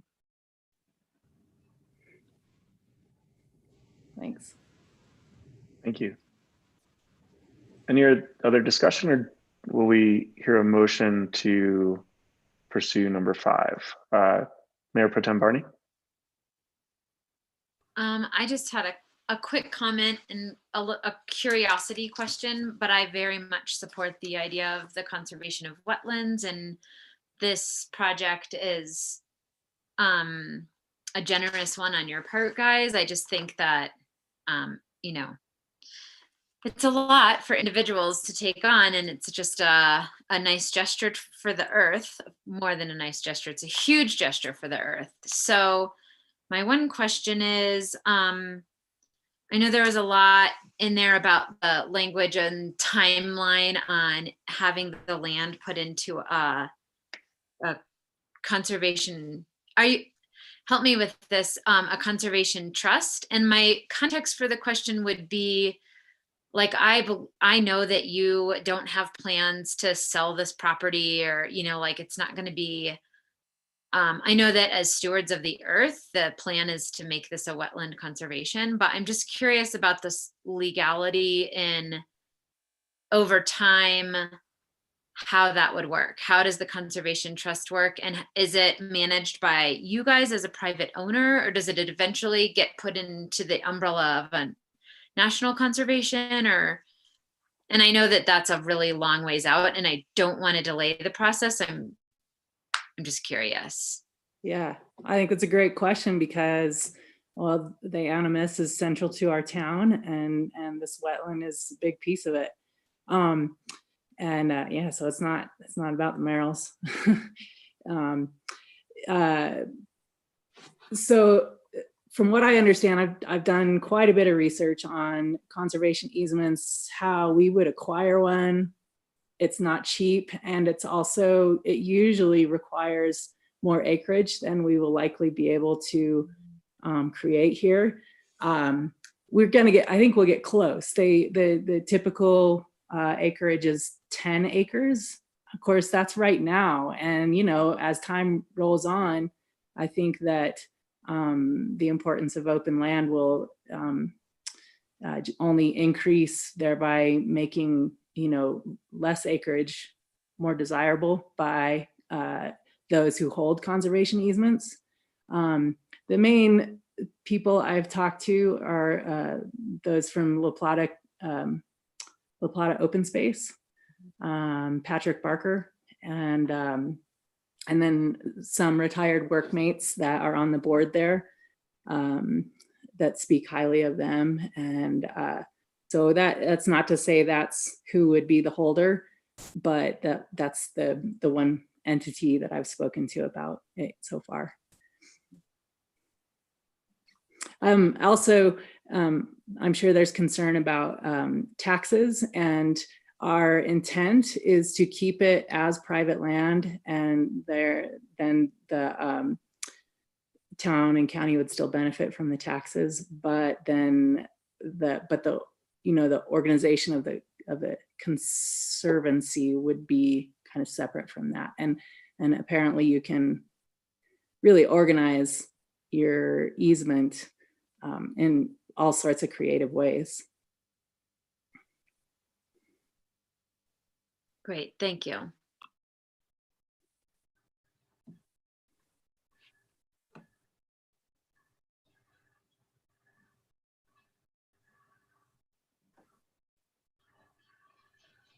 You know, I think one other thing, if you guys aren't talking, that I know Lisa had a real concern in several places in her staff report about increasing water, increasing surface water that pools in places and goes to unintended places, and you know, I certainly know that is a possibility, and but our intention is not that there's no need for us to seek any more water or create paths for water to arrive at a certain place there. If any of you have walked on that dead fen area in the summer, even in the driest summer that we've had, it's just soaking wet. And so I really don't see that there's going to be any need to bring water there. It's already there. It just needs to be reestablished. And the one thing that probably could potentially change that would come to you guys for approval would be excavation to buy a funder. And Lisa mentioned that we've been working with CDOT thus far. Doesn't mean to say that's who the funder will be, but excavation would be to create closer contact with groundwater for the purpose of fen, you know, different than just plain old wetland. So, you know, that'll be something that we'll all have to discuss once we get down that road further. I'm not a fan of thinking about excavation there. But if that's what makes a fen, or at least some footprint of a fen, feasible there, then I think it's worth venturing into. Thank you. Sean? Just to summarize, I mean, we acknowledge that the sewer is there and that we're cognizant of the sewer and that something needs to happen with the sewer, perhaps.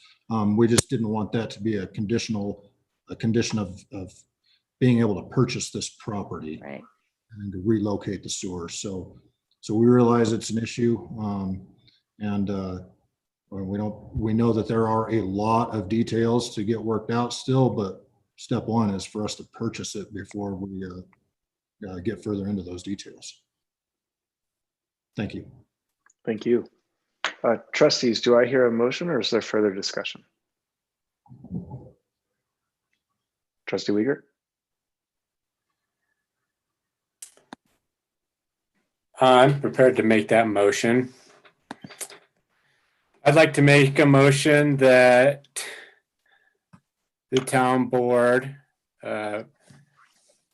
approves, as per planning director's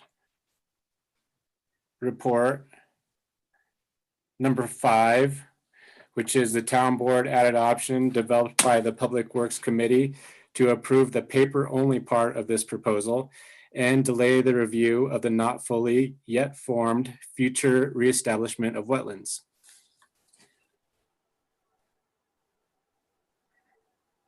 I'll Thank you, second. Trustee Uyghur.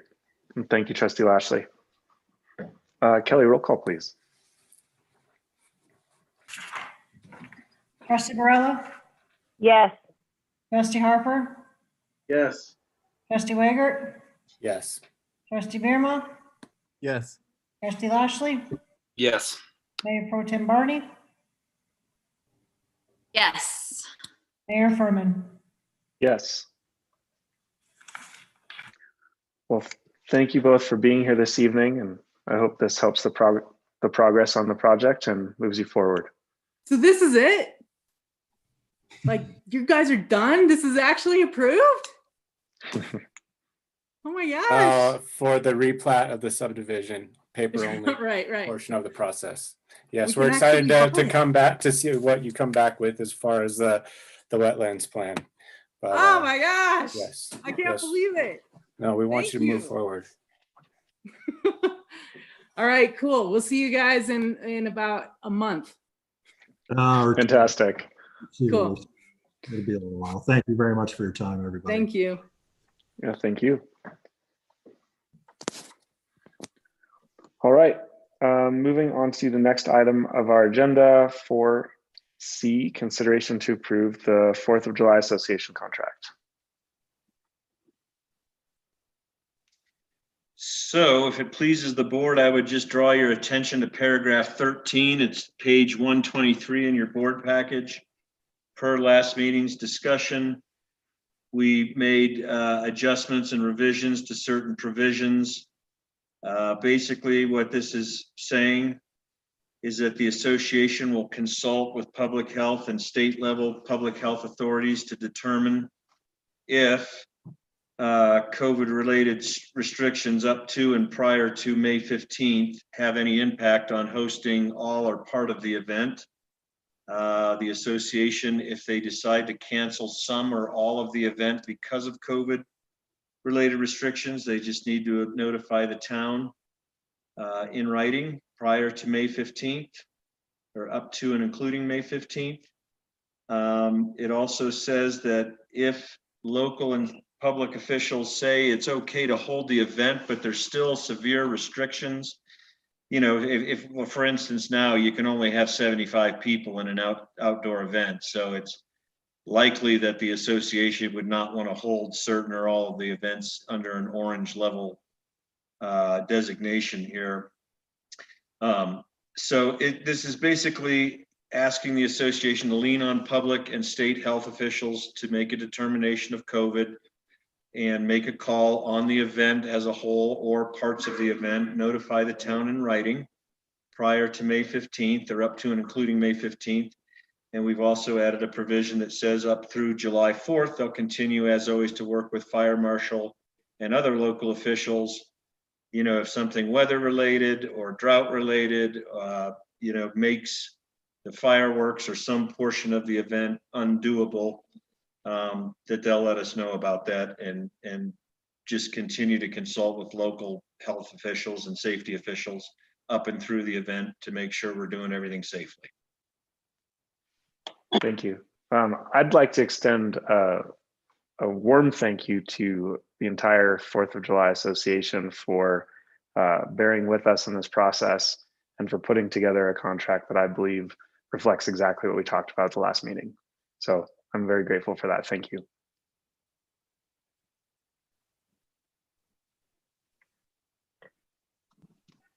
Trustee Burrell. Thank you for all of that, everyone.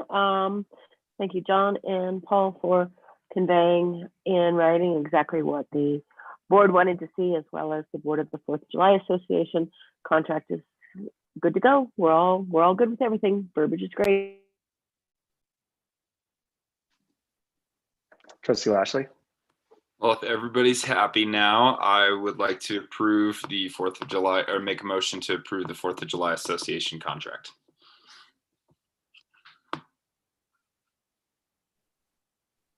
I can second.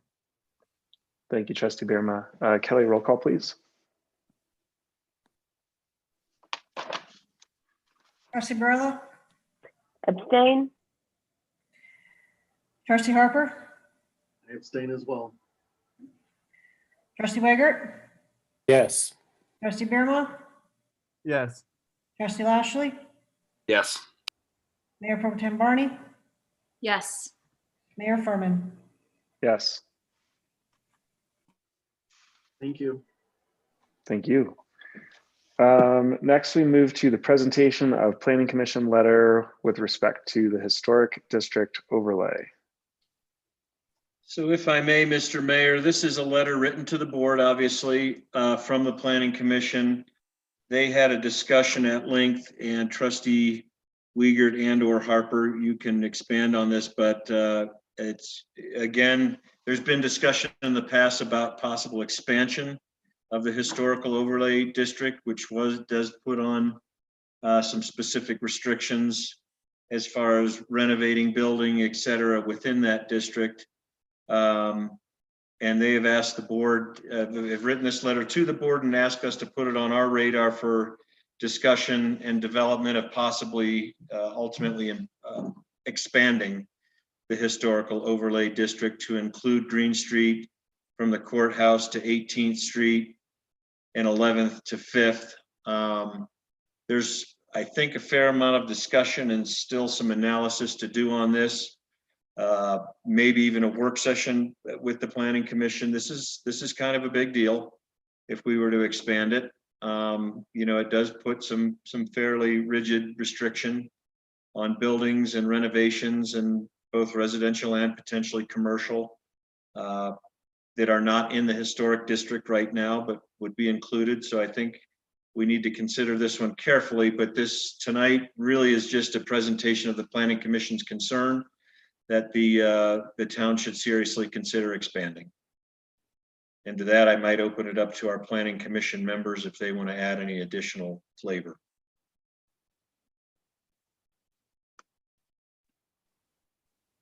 Trustee Liegert? Yes, it seems that the Planning Commission feels very strongly in the town being designated as the entire town being designated currently as a historical district. We need to have a little bit more tooth, or as you might say, some teeth in some of the allowances that we're going to allow people to come in and build on these empty lots on Green Street. We all saw in our packet a couple months ago the proposal from the Kind Castle, and this is an attempt for us to try to preserve the character of Silverton as a historic Victorian mining town. And you see there at the bottom of the memo, the dirty M word, moratorium. That may be overly restrictive, in my opinion right now, but I certainly think it's worth discussing. Thank you. Trustee Lashley? Yeah, so this came up while I was still on the Planning Commission, I believe kind of last winter at some point. And one of the things that I just wanted to point out to the board in discussing this is kind of the code and how it sets forth expansion of the district. And the discussion that was included. And I'm just going to read it off to you guys so you guys don't have to go searching for it here, but it's section 16-4-720, expansion of district. And it says that the historic overlay district may be expanded to include adjacent properties equaling no less than 30,000 contiguous square feet upon the receipt of a signed petition of at least 60% of property owners within the expansion area.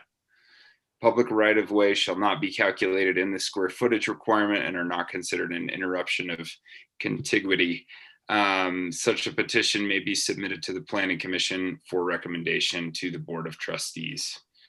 So that was just something that was talked about and was noted in there. And then there was also discussion of creating kind of a different type of overlay district, like an architectural review district or an architectural overlay district, to kind of not have to get 60% of the property owners in that expanded area to necessarily have to sign on to all of these, but definitely worth consideration for the board. Trustee Barella? Well, after the public outrage by some and not by others over the San Miguel Power garage, this came to the forefront again about people wanting to expand the overlay districts. I'm okay with an architectural district, but we do need to be careful that we aren't trampling too much on the ability of people who've just purchased these lots and or already existing properties and want to try to improve them, because some have been an eyesore for many years. And we need to walk a very fine line about what we're saying is historic too, because if you look at the properties throughout there, you have a mismatch. Some were done in the 60s, some were done in the 30s, some were done in the 90s. So we need to be careful not to, oh my dog just knocked on the gate, over infringe on people's property rights in that area already, because we've got some structures that have already gone up that have been under review that look amazing, and we've got others, just like you said about the Kind Castle, which would be technically right next door to one, that we were all a little bit iffy out. So an architectural overlay, I think, is a fabulous way to expand it without being too overreaching. Thank you. What are the primary restrictions imposed by this historic overlay district? I would say if we could promote, well, Trustee Lashley or promote Director Adair to speak to that. All right. I'm promoting Director Adair.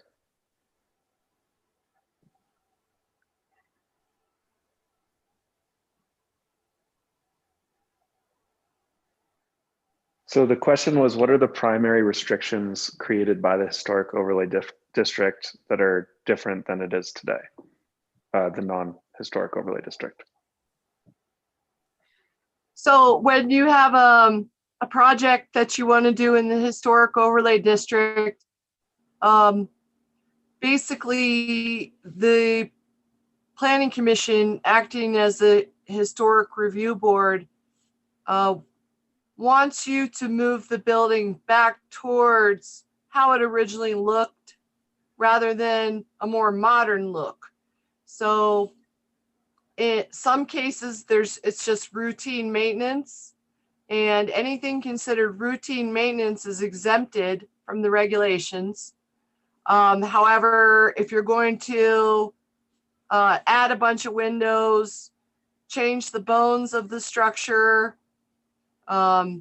significantly change the architecture of the structure, then they like to see pictures of what the building used to look like and make sure you're keeping with the original bones of the structure rather than making it more modern looking or Disneyfied or obliterating the original history of the building. So where the district ends right now would be 11th Street, 11th and Green. So the Brown Bear Cafe would be in the district, but say the Miners Tavern is not in the district. On Blair Street, the district ends on 10th and Blair. On Green, it's 11th and Green. So what we would want to do is potentially extend the district, but I think the best way to do it would end up eventually being like a Zone B. And obviously, if you have a newer building, say like the Triangle Motel, that's not really a notable historic building. I think that it would end up being called, I'm not an expert, but I think it would be called non-contributing. So that would be taken into account by the historic board. The buildings that they focus on are the ones that are the features, architectural features, and buildings that are 50 years old or more. And they want to look at how it would have been done 100 years ago and not let it, this is in reaction to how poorly reconstruction projects were done, say 20 years ago. They wanted to prevent losing the historic landmark status. So they look at how it would have been done 50 years or 100 years ago, and they want owners to try to move the building back towards the original facade rather than obliterating the history of the building. So when you get down to the grocery store, obviously that would be much different review than our downtown core structures. And so that needs to be taken into account I think the urgency right now is that there's quite a few projects coming in pretty soon. And right now, the board has very little authority to even comment on architecture or layout. So that would be their concern, is to just get something on the books that allows them to even review and comment on plans. And how would you distinguish the historic overlay district from an architectural overlay, as Trustee Brella suggested? Well, those are some of the hardest regulations to write, and I started working on that last year. And another issue is the vacant why, because that's been a topic of discussion as well. What I started writing up was to address the low-hanging fruit that I think everyone would agree they don't want to see. Some of it would be considered layout design, where perhaps if you have a large parking lot, you might want to break up that parking. If you have a dumpster, you might want to have that around back. For other sites, it would be more historic architecture. That would mostly be for existing structures.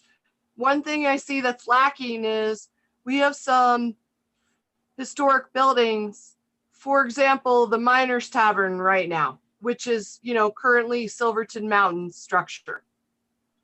Right now, someone could come in and propose to turn that to concrete and glass, or demolish the building.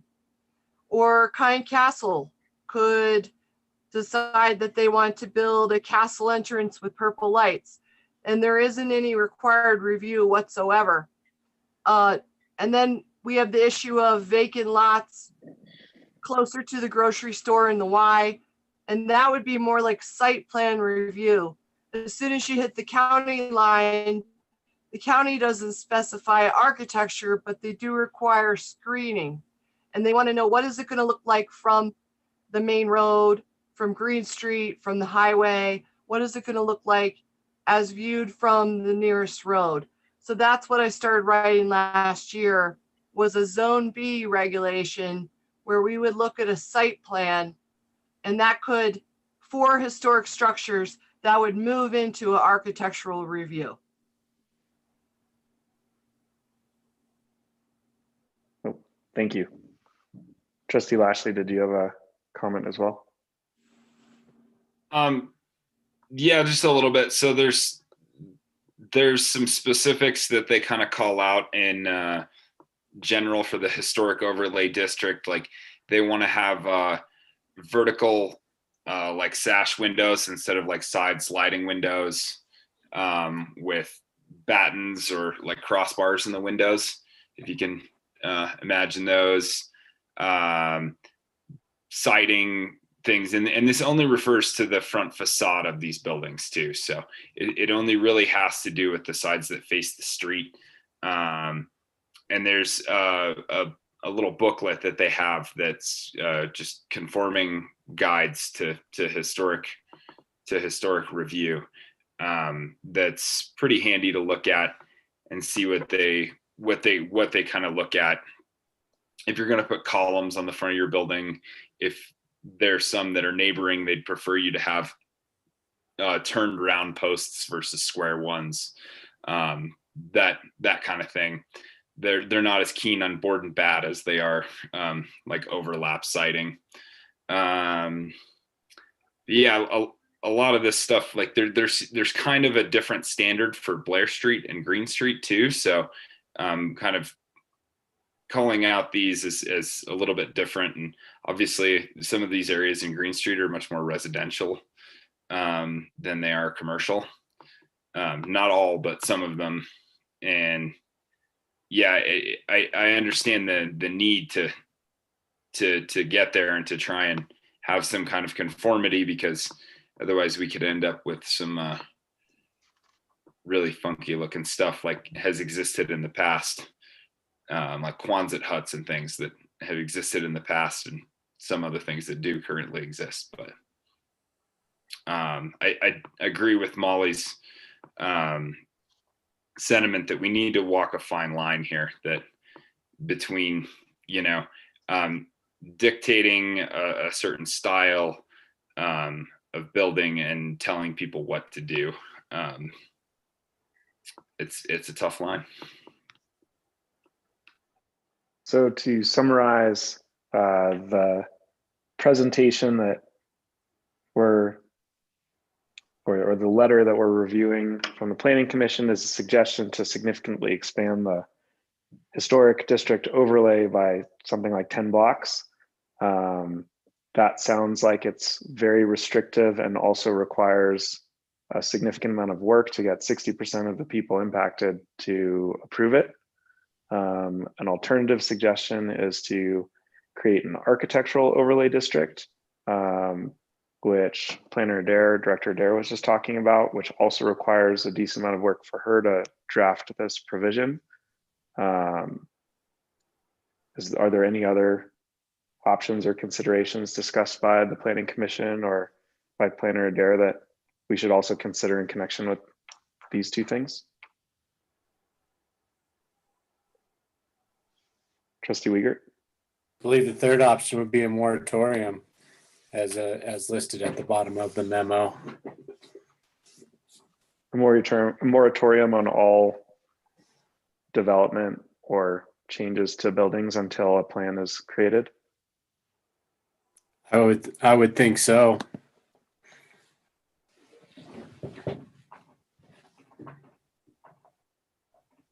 Mayor Pro Tem Barney? And didn't Administrator Ryder suggest that we collect a little bit? I mean, I don't know if you said this particularly, but I imagined us having a little bit more information and just spending a work session on it. Because for me, I just think without the map and without an actual list of what the restrictions are to really review and consider, it's feels a little uncomfortable to make a big decision tonight. For clarification, I wasn't suggesting that we make a decision. I was just summarizing what we talked about so far. Administrator Ryder? I tend to agree with Mayor Pro Tem Barney. This is a little bit much. With all due respect to Planning Director Adair, she's been tasked at times by the Planning Commission to come up with architectural standards, but she is not an architect by career or by experience. So that is a tall order to ask her to define architectural standards for a historical section of our town. And I don't have a good answer for you tonight on how to approach, but we have to approach it carefully and thoughtfully, and probably with architectural experience. The booklet that Trustee Lashley was referring to is very heavy on Victorian style of architecture, and I think it begs the question: are we truly an architecture or a Victorian mining town, or as just part of us a Victorian mining town? So we've got I think some real discussion and thought to go through, probably with the Planning Commission, on how to approach this and how do we want architecture, through renovation or through new structure, both commercial and residential, to evolve over time in Silverton to honor the spirit of what we want to be. Because there are some people that are very strong into the Victorian thing and that we are a Victorian mining town. Others disagree. I'm neutral. We have a hodgepodge of all kinds of architectural characteristics and so forth, which is kind of what makes Silverton special in its own way. So I do think this is part of a much bigger discussion, and I'm not, we need to think about it as a staff and probably come up with a recommendation to town and maybe Planning Commission as well as to how we might approach it. But I think charging Director Adair forward just to create architectural standards on any kind of fast track basis, we might be short circuiting ourselves. Those are just my thoughts. Thank you. Mayor Pro Tem Barney? Thanks, Administrator Ryder, and thanks, Mayor. I appreciate that was your summary of what we had discussed. I guess I just wanted to add into the summary potential work session on it as an action that we could potentially take. And I think that just my experience on the Kendall Committee and as part of the recommendations that the Kendall Committee submitted to the Board of Trustees a few meetings back, this was a pretty high priority, I think, and just part of the protection of the character of Silverton. And I agree that we're walking a fine line, and I don't have a great answer to what that looks like, but I can see it as either a barrier to development or a green light to doing something that could really irreversibly affect the way the character of the town feels. So I don't know that, I guess just as a part of the discussion, I wanted to add that I do see the protection and planning of architectural review as being really important, but also not rushing it and getting it wrong.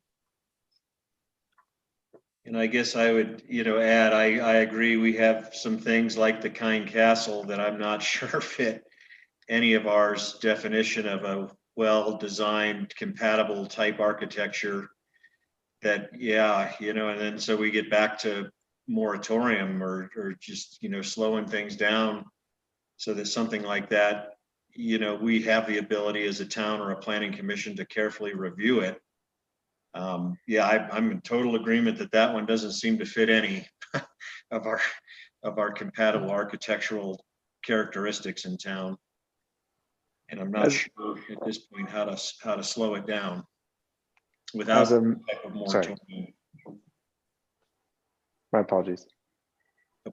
As a middle ground, could we provide the Planning Commission with authority to consider things within the proposed footprint of the expansion on a case-by-case basis without adopting a historical overlay district or an architectural overlay district while the Planning Commission and the town continues to work through this process, so that we don't have a kind of a green light to things to happen for construction or development to happen that would permanently change the landscape of town, but also not prevent anything from happening until this gets completed?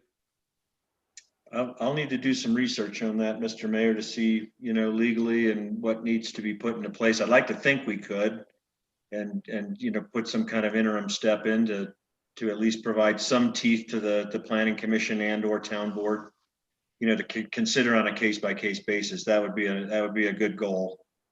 And so if I could, I'll research that immediately. Trustee Harper and then Trustee Lashley. I was going to suggest the same thing. I think we should take this on a case-by-case basis. We shouldn't halt anything. We don't want any stagnation.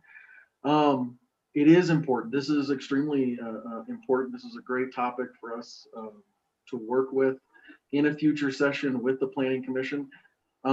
We need to keep the heritage and integrity of our Main Street intact. But I don't believe that we should halt and stop everything at this point in time. We should be taking it on a case-by-case basis. Thank you, Mr. Mayor. Yeah, thank you. Trustee Lashley? Yeah, I'm right there with you, Trustee Harper. I think that this has been a recognized problem for over a year now, and I think creating a moratorium now for the kind of lapse in forward direction and on this is not a great solution. But I do think that there's some middle ground, and maybe an architectural overlay district is we could keep it really vague that this is a use subject to review, and we're looking at it keeping the integrity of our Main Street corridor intact. And maybe you need to come in front of the Planning Commission if you're going to be in this architectural overlay district and tell us what you want to do and take the recommendations of the Planning Commission. And if you don't like it, you can take it to the town board in the same way that the historic overlay district works. But just leave it kind of vague as far as the details. Like, we're looking for, to maintain the historical integrity of our Main Street corridor. These are kind of the design guidelines in the historic overlay district. We're not this is different, and we recognize that it's different, but then we have the ability to say no to, Aladdin's Castle or the Corn Palace. Trustee Varela, sorry, Trustee Varela, and then Trustee Harper. Austin kind of stole exactly what I was going to say. I think the middle ground would be to do that, to create an overlay district and just kind of leave it vague. Use subject to review. Trustee Harper. Yes, sir. Thank you. To add to what Trustee Wiegert had said at the beginning of this discussion, the town of Silverton became a historic site in 1976, and we have the duty to preserve that, especially on Green Street, our main street. And there is a certain criteria with that designation that we need to protect as a community. So. Great. So it sounds like, unless there's any objection, the direction of the board tonight would be for town staff to look into what we can do to make this expanded district case by case until something more formal is able to be developed. And I would just note one thing slightly different than what Trustee Lashley said. I think the ultimate goal would be to have clear and easy to understand guidance on what's permitted and what isn't, so that people have clarity when they're coming up with ideas of what they'd like to do. I think the case by case is a really great interim option, but to have like a loose and vague structure for our permanent solution may result in the same type of mishmash that we're concerned with without any type of regulation, because it'd just be subject to whatever the folks on that committee want to approve at that time. Trustee Harper. Thank you, sir. I believe the discussion of the planning committee was to extend the overall guidelines that's already existing within the historic district. I mean, I can tell you in all sincerity that the Grand Imperial is it can be categorized as Victorian, but technically it's 2nd century empire is what it's called. I had to do a lot of research on that. But maintaining and existing that look for that corridor and utilizing the existing verbiage, I believe is the goal of the Planning Commission. And I do believe that further discussion is required and involved with both our board and the Planning Commission board. Fantastic. Thank you. Yeah, thank you. Anything else on this topic? Well, great. This was a really helpful discussion, and I really appreciate the context from everyone. All right, moving along to the consent agenda. Did anyone have any questions or comments related to the consent agenda items before a motion to approve? Trustee Varela? Yeah, it's oh God, it's a check for 477438 for the Church of Jesus Christ Latter-day Saints, I'm assuming. So what were we purchasing? What were we doing there? We were refunding it's part of their utility bill. They've been overpaying, that Kelly discovered, for some months, and that is a refund for their overpayment. Thank you.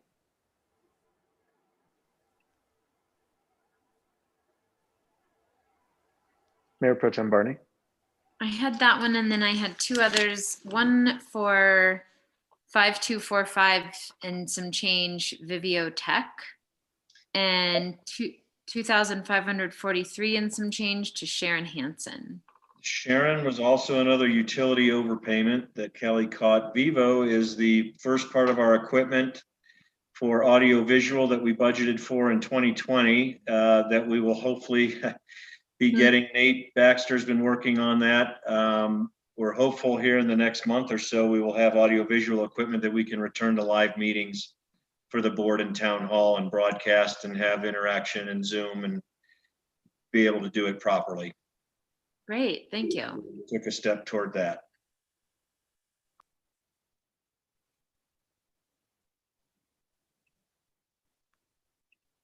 All right, do I hear a motion to approve the consent agenda items? I'll make a motion to approve the consent agenda. Second. Thank you. Kelly, roll call, please. Trustee Barilla, Yes. trustee Harper, Yes. trustee Weigert, Yes. trustee Beerma, Yes. trustee Lashley, Yes. Mayor Pro Tem Barney, Yes. Mayor Furman. Yes. So our next item is staff reports. Okay, if it pleases the board, I'll bring up a couple of highlights here and then entertain questions. Already 2021 has been the year of the CORA, Colorado Open Records Act requests. We've had 3 of them, one of them fairly intense regarding Kendall Mountain Recreation Center. An attorney out of LA has requested virtually everything on Kendall for all of history. So we have tried to pin down their scope and find out exactly what they're concerned about, and with little success. So we're just getting that together for them. I put the staff compensation higher up on the priority list. As you know, we've started that and put it on the back burner with other issues, but it's time to bring it back. We have a hodgepodge of exempt and non-exempt, and that means do you get overtime and don't you? So we're clearing that up and reestablishing kind of a more formal position by position categorization that will help. John Seitz and I think we're pretty close to resolving the water tank contractor change order, and believe that will be within our budgeted amount. That's been a back and forth for some months now, but we're nearing the end of that negotiation. I bring up that John Seitz is also just, putting out a warning that we are going to be studying rates this year with an eye toward possible increases in 2022 to, make sure we're properly funded for wastewater and water upgrades. That'll be something we're working on, for most of the year to, prepare for next year's budget, alert the public, get public feedback, etc. He points out Public Works got vaccinations. I think most of our staff has got vaccinations. I'm due to get one. I encourage all of you to go get one. I think they're available kind of on a case-by-case basis now. Just contact Becky Joyce. Nate has done a terrific job. I don't want to jump the gun, but we'll be extending him an offer for permanent employment here. Don't get a big head, Nate. But he's done a really nice job helping Lisa Adair, Lisa Branner, Kelly, John Seitz, myself. He's really taken the bull by the horns on a number of operational things, and we appreciate his work, and we'll be extending him an offer for full-time here shortly. One of the things he and Todd Bove have been working on is an absolutely terrific reservation pass system over at Kendall. It was so successful that we've moved it to Moelis. I'm not sure if that's 100% live yet, Nate, but we're going to start taking reservations on this new system. Terrific reporting capabilities, easy to use, great for our customers. So we're really pleased with that, and saving some money in the meantime. Unfortunately, we have temporarily lost the lift. There is an emergency electronic brake on it that has been tricky on us for the last couple of years. We thought we had it licked, but it's failed on us again. So Todd has been working directly with POMA to get them out and get that lift back up running as soon as we possibly can. So those are just some of the highlights, and I would entertain any questions.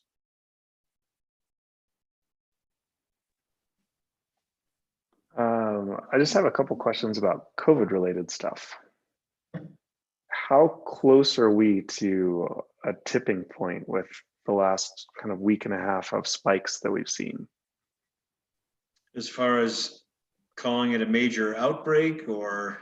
I mean, as far as taking, going back to some of the increased restrictions that we experienced at the beginning of this. I haven't heard that Becky is considering that seriously, or Jim, but you know, every case we're getting closer. So to the public who's listening and the public who's listening that can pass on to the public that's not listening, this is not time to let our guard down.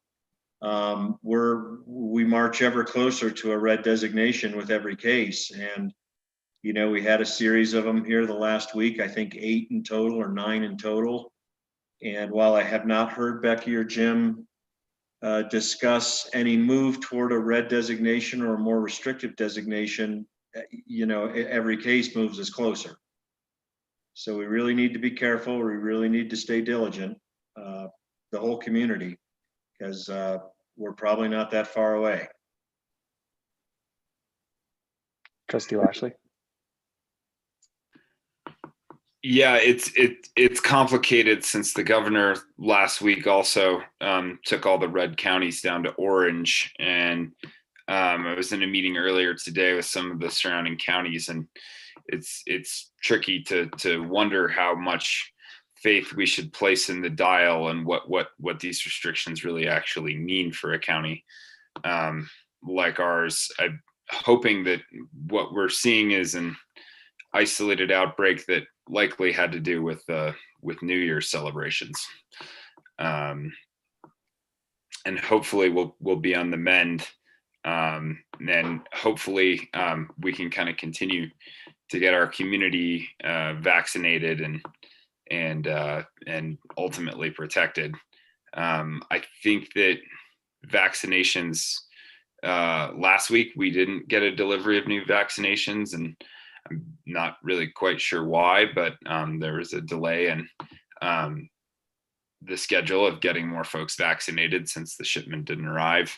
But my understanding is that this week we're supposed to get another shipment, and everybody, this is for members of the public and everybody here, that everybody should kind of get in contact with our health director, Becky Joyce, in the health department, and try to get signed up for the vaccine, and she'll kind of prioritize giving it to, you know, folks in the 1A and 1B and move on down the line as best as she can. Thank you. Any other trustee comments or questions related to staff reports? Mayor Pro Tem Barney. Well, I see Todd's on, and I think that's great. I just wanted to compliment the grooming. It is so awesome, and there's been so much positive feedback about that. And I was out on the River Road on Sunday, and there were probably like, I don't even know. I've never seen so many people on the River Road in January in the cold. There's probably like 30 people out there. It was so nice. And I was just wanting to check on the groomer and how the cat's doing. And if you had an update on the lift, I'm just getting so bombarded with questions about that. Yeah, so that was why I chimed in. I do have a small update. I was able to get in touch with Leitner Palma. Been speaking with them rather frequently since Friday. They are sending out an electrical tech tomorrow. So hopefully we will at least have more information tomorrow, but I'm remaining optimistic it can be resolved between now and Friday, which would ideally only result in the loss of this last weekend. So hopefully it will be resolved soon, but I did just want to relay that they are sending out a technician tomorrow.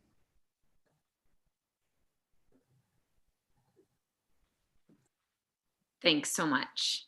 So the issue is it's the sort of the same electrical problem. There's just been, it's like helpful to provide just the clear, even if it was like the gizmo on the Wonga Baga and the da-da-da, like that I don't even get, even if it was just like a explanation of what the situation is, it seems like everyone sort of calms down.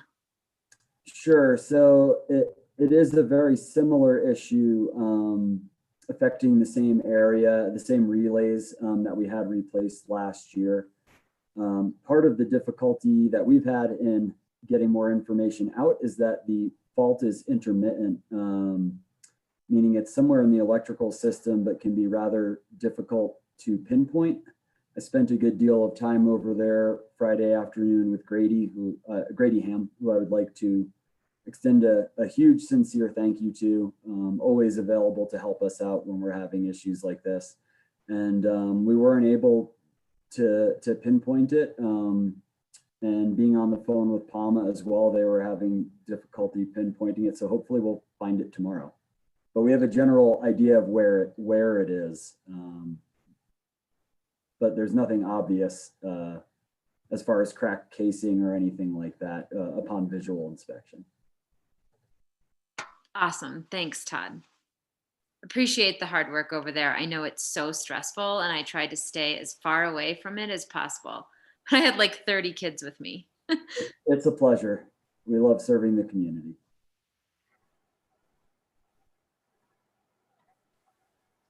I did promise a community member that I would pass along the request to see if the town could devote additional attention to the beaver pond. That particular community member said that the beaver pond just skates a lot better than the larger ice rink closer to the parking lot, and was curious if there's been a lot of use on both, which has been amazing. But I promised to pass that along. So there you go. Do you know specifically what aspects of maintenance would be beneficial? I do have some initial concern just about maintaining 2 rinks, but I'm more than open to the discussion.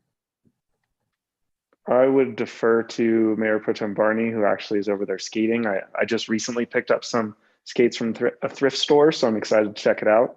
But I can also follow up with the community member and find out what their specific request was. That would be very helpful. I was just I can email you, Todd. It does skate better for some reason, and it is super awesome. And if you're looking for a beautiful space in Silverton to hang out and be with community members in an outdoor safe setting, that is a good spot to go. But I'll email you directly. Okay. Great. Anything else for trustee reports? I'm sorry, for staff reports. All right. Thank you to all staff. Moving to committee reports. I guess, was there anything else to add from the Planning Commission in addition to the stuff that we've already talked about, or did we already pretty thoroughly cover the topics of the last meeting? Great. We had a master plan committee meeting on December 22nd and received a presentation from Bud, whose last name I would not even begin to guess at. There are no vowels other than Y's and many consonants. But he's with Community Builders, and his presentation kind of covered Community Builders' first interaction with Silverton. They were involved with the outreach program for CDPHE for brownfields and got connected to our community that way. And they've now been engaged to do a visioning project with the town of Silverton.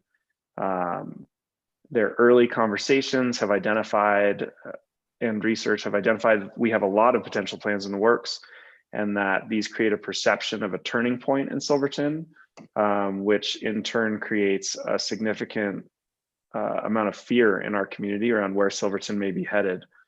And their goal is to work with the community and do all sorts of engagement over the next 9 to 12 months to help us identify a cohesive vision for the entire community. And they recognize that, right, they actually were looking at a shorter period, but they recognize that our community changes significantly through the different seasons. And in order to get a holistic, 360-degree view of what the community includes, they need to do that visioning in multiple seasons, not just the winter, not just the summer, but a combination. They plan to facilitate many different ways to be engaged. And the overall arch starts with an assessment phase. Where are we today? Qualitative and quantitative, moving on to visioning for the future, identifying goals, and ultimately coming up with strategies and actions, all based on this community engagement. The master plan committee had been talking about a community engagement process as well. And one of the things that we discussed as a committee was running these two types of engagement in parallel could lead to engagement fatigue by the community, as well as conflicting visions among the two processes. And so what we discussed during that meeting, and will be revisited in the next master plan committee meeting, is kind of pulling back and deferring to community builders to run this engagement process for the next 9 months or so, and then using whatever they get in terms of community vision as a jumping off point to then take on the next stage of the master planning process. I think that was a pretty cohesive summary of what we covered. Administrator Ryder, anything else to add? That was great.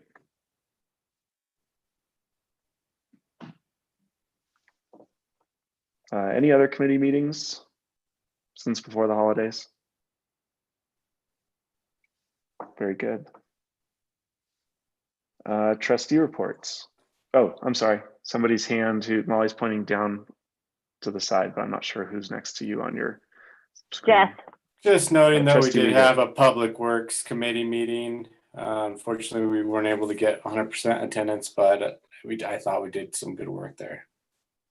And it's all in that packet that we just talked about.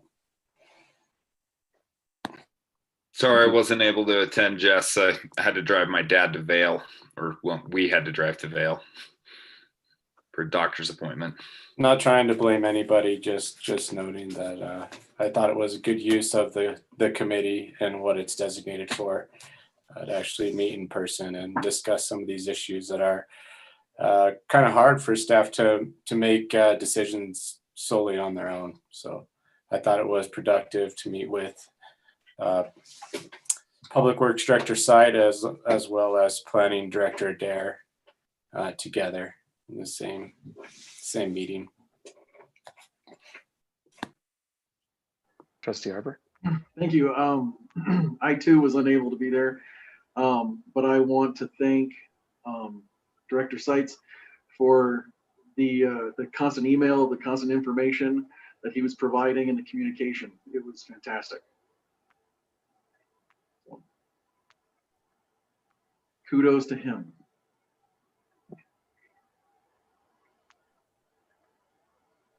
That's all. Wonderful. Thank you. Any trustee reports beyond the committee updates?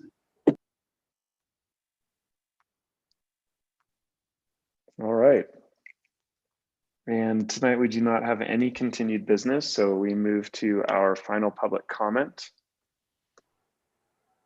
And we have a hand raised. For anyone else who would like to speak, please click the raise hand button at the bottom of your screen and we'll promote you to talk. Our first comment this evening is from Ms. Melody Skinner, and the floor is yours. You have 3 minutes. Are you able to hear me? We are. Oh, thank you. I wanted to talk about the Bright Health plans and what ended up happening that you're probably not aware of. Bright Health is a Centura-based company. They only hire Centura people. They control all costs by hiring Centura people. If you're young and you have no pre-existing conditions, that's probably nice, but you have limited doctors overall. So one of the things that they said tonight is they took local claims data from San Juan County and used it in their decision-making to keep the dollars in town. I don't know what that means since we don't have hardly anything for medical providers. And I'm wondering how they came to make a decision for San Juan County without better input. The subsidy that each person gets depends on how many insurance companies enter your area. So for San Juan County, I have an Anthem plan that I would have been paying about $165 a month for. Because Bright Health has cheaper, less broad plans with less benefits, I'm now paying $600 a month. Now I can't change to Centura because I have a doctor that's kept me alive from stage 4 ovarian cancer for 18 and a half years. Why the hell would I change? The other thing is that, you know, if I lived in Uray or San Miguel County, I could still get that plan for $165. I went through Bright Health. I was up very late, all of their providers, and I didn't see Animas Surgical Hospital, but I believed them, although they're not Centura based. So the other thing that comes to mind is there is no medical care north of us. They do not pay for anything, Ridgeway, Montrose, etc. And that's, of course, where I've done all my medical stuff for the last most of 40 years.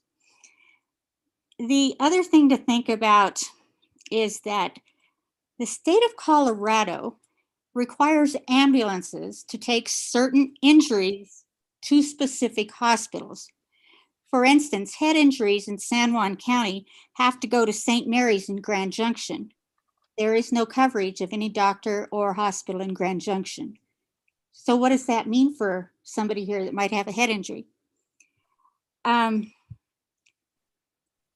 I want to remind everyone, insurance companies are in business to earn money, not to take care of people.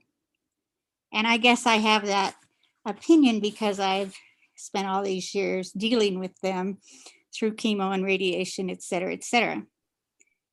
When I compared their plans, other than I can't see anybody I'm seeing now, I can actually get all my prescriptions cheaper off the market than I would pay for with them.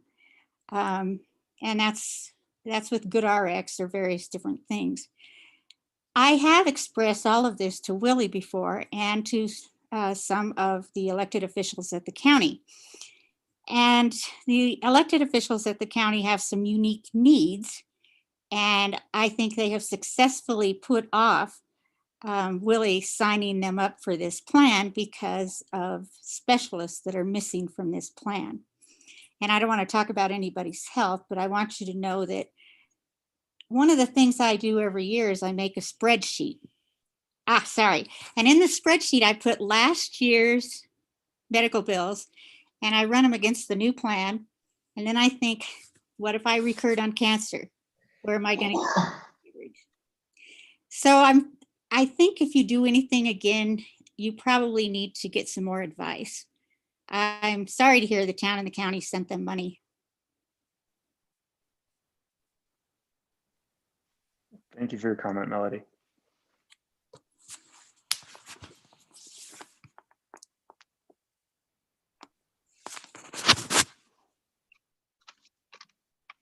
I do not see any other public comment tonight. So on that somber note, thank you all for a very productive meeting, and we'll see you all in 2 weeks. Trustee Lashley? I just wanted to tell you all it's been a pleasure serving with you on the board, and just because I'm moving on to the county doesn't mean you've seen the last of me. So I look forward to working with you guys on the county level, as well as continuing to participate as a member of the public here. And thank you guys so much. Thank you, Austin. Best of luck to you moving forward, Austin. Thanks. Thank you, Austin. Thank you, Austin. Good night, everyone. Meeting adjourned. Good night. See you on the flip side, Austin. See ya. Happy 2021, guys. Yes. Happy New Year. It's gonna be a good one. Yeah, we can't get much worse, right?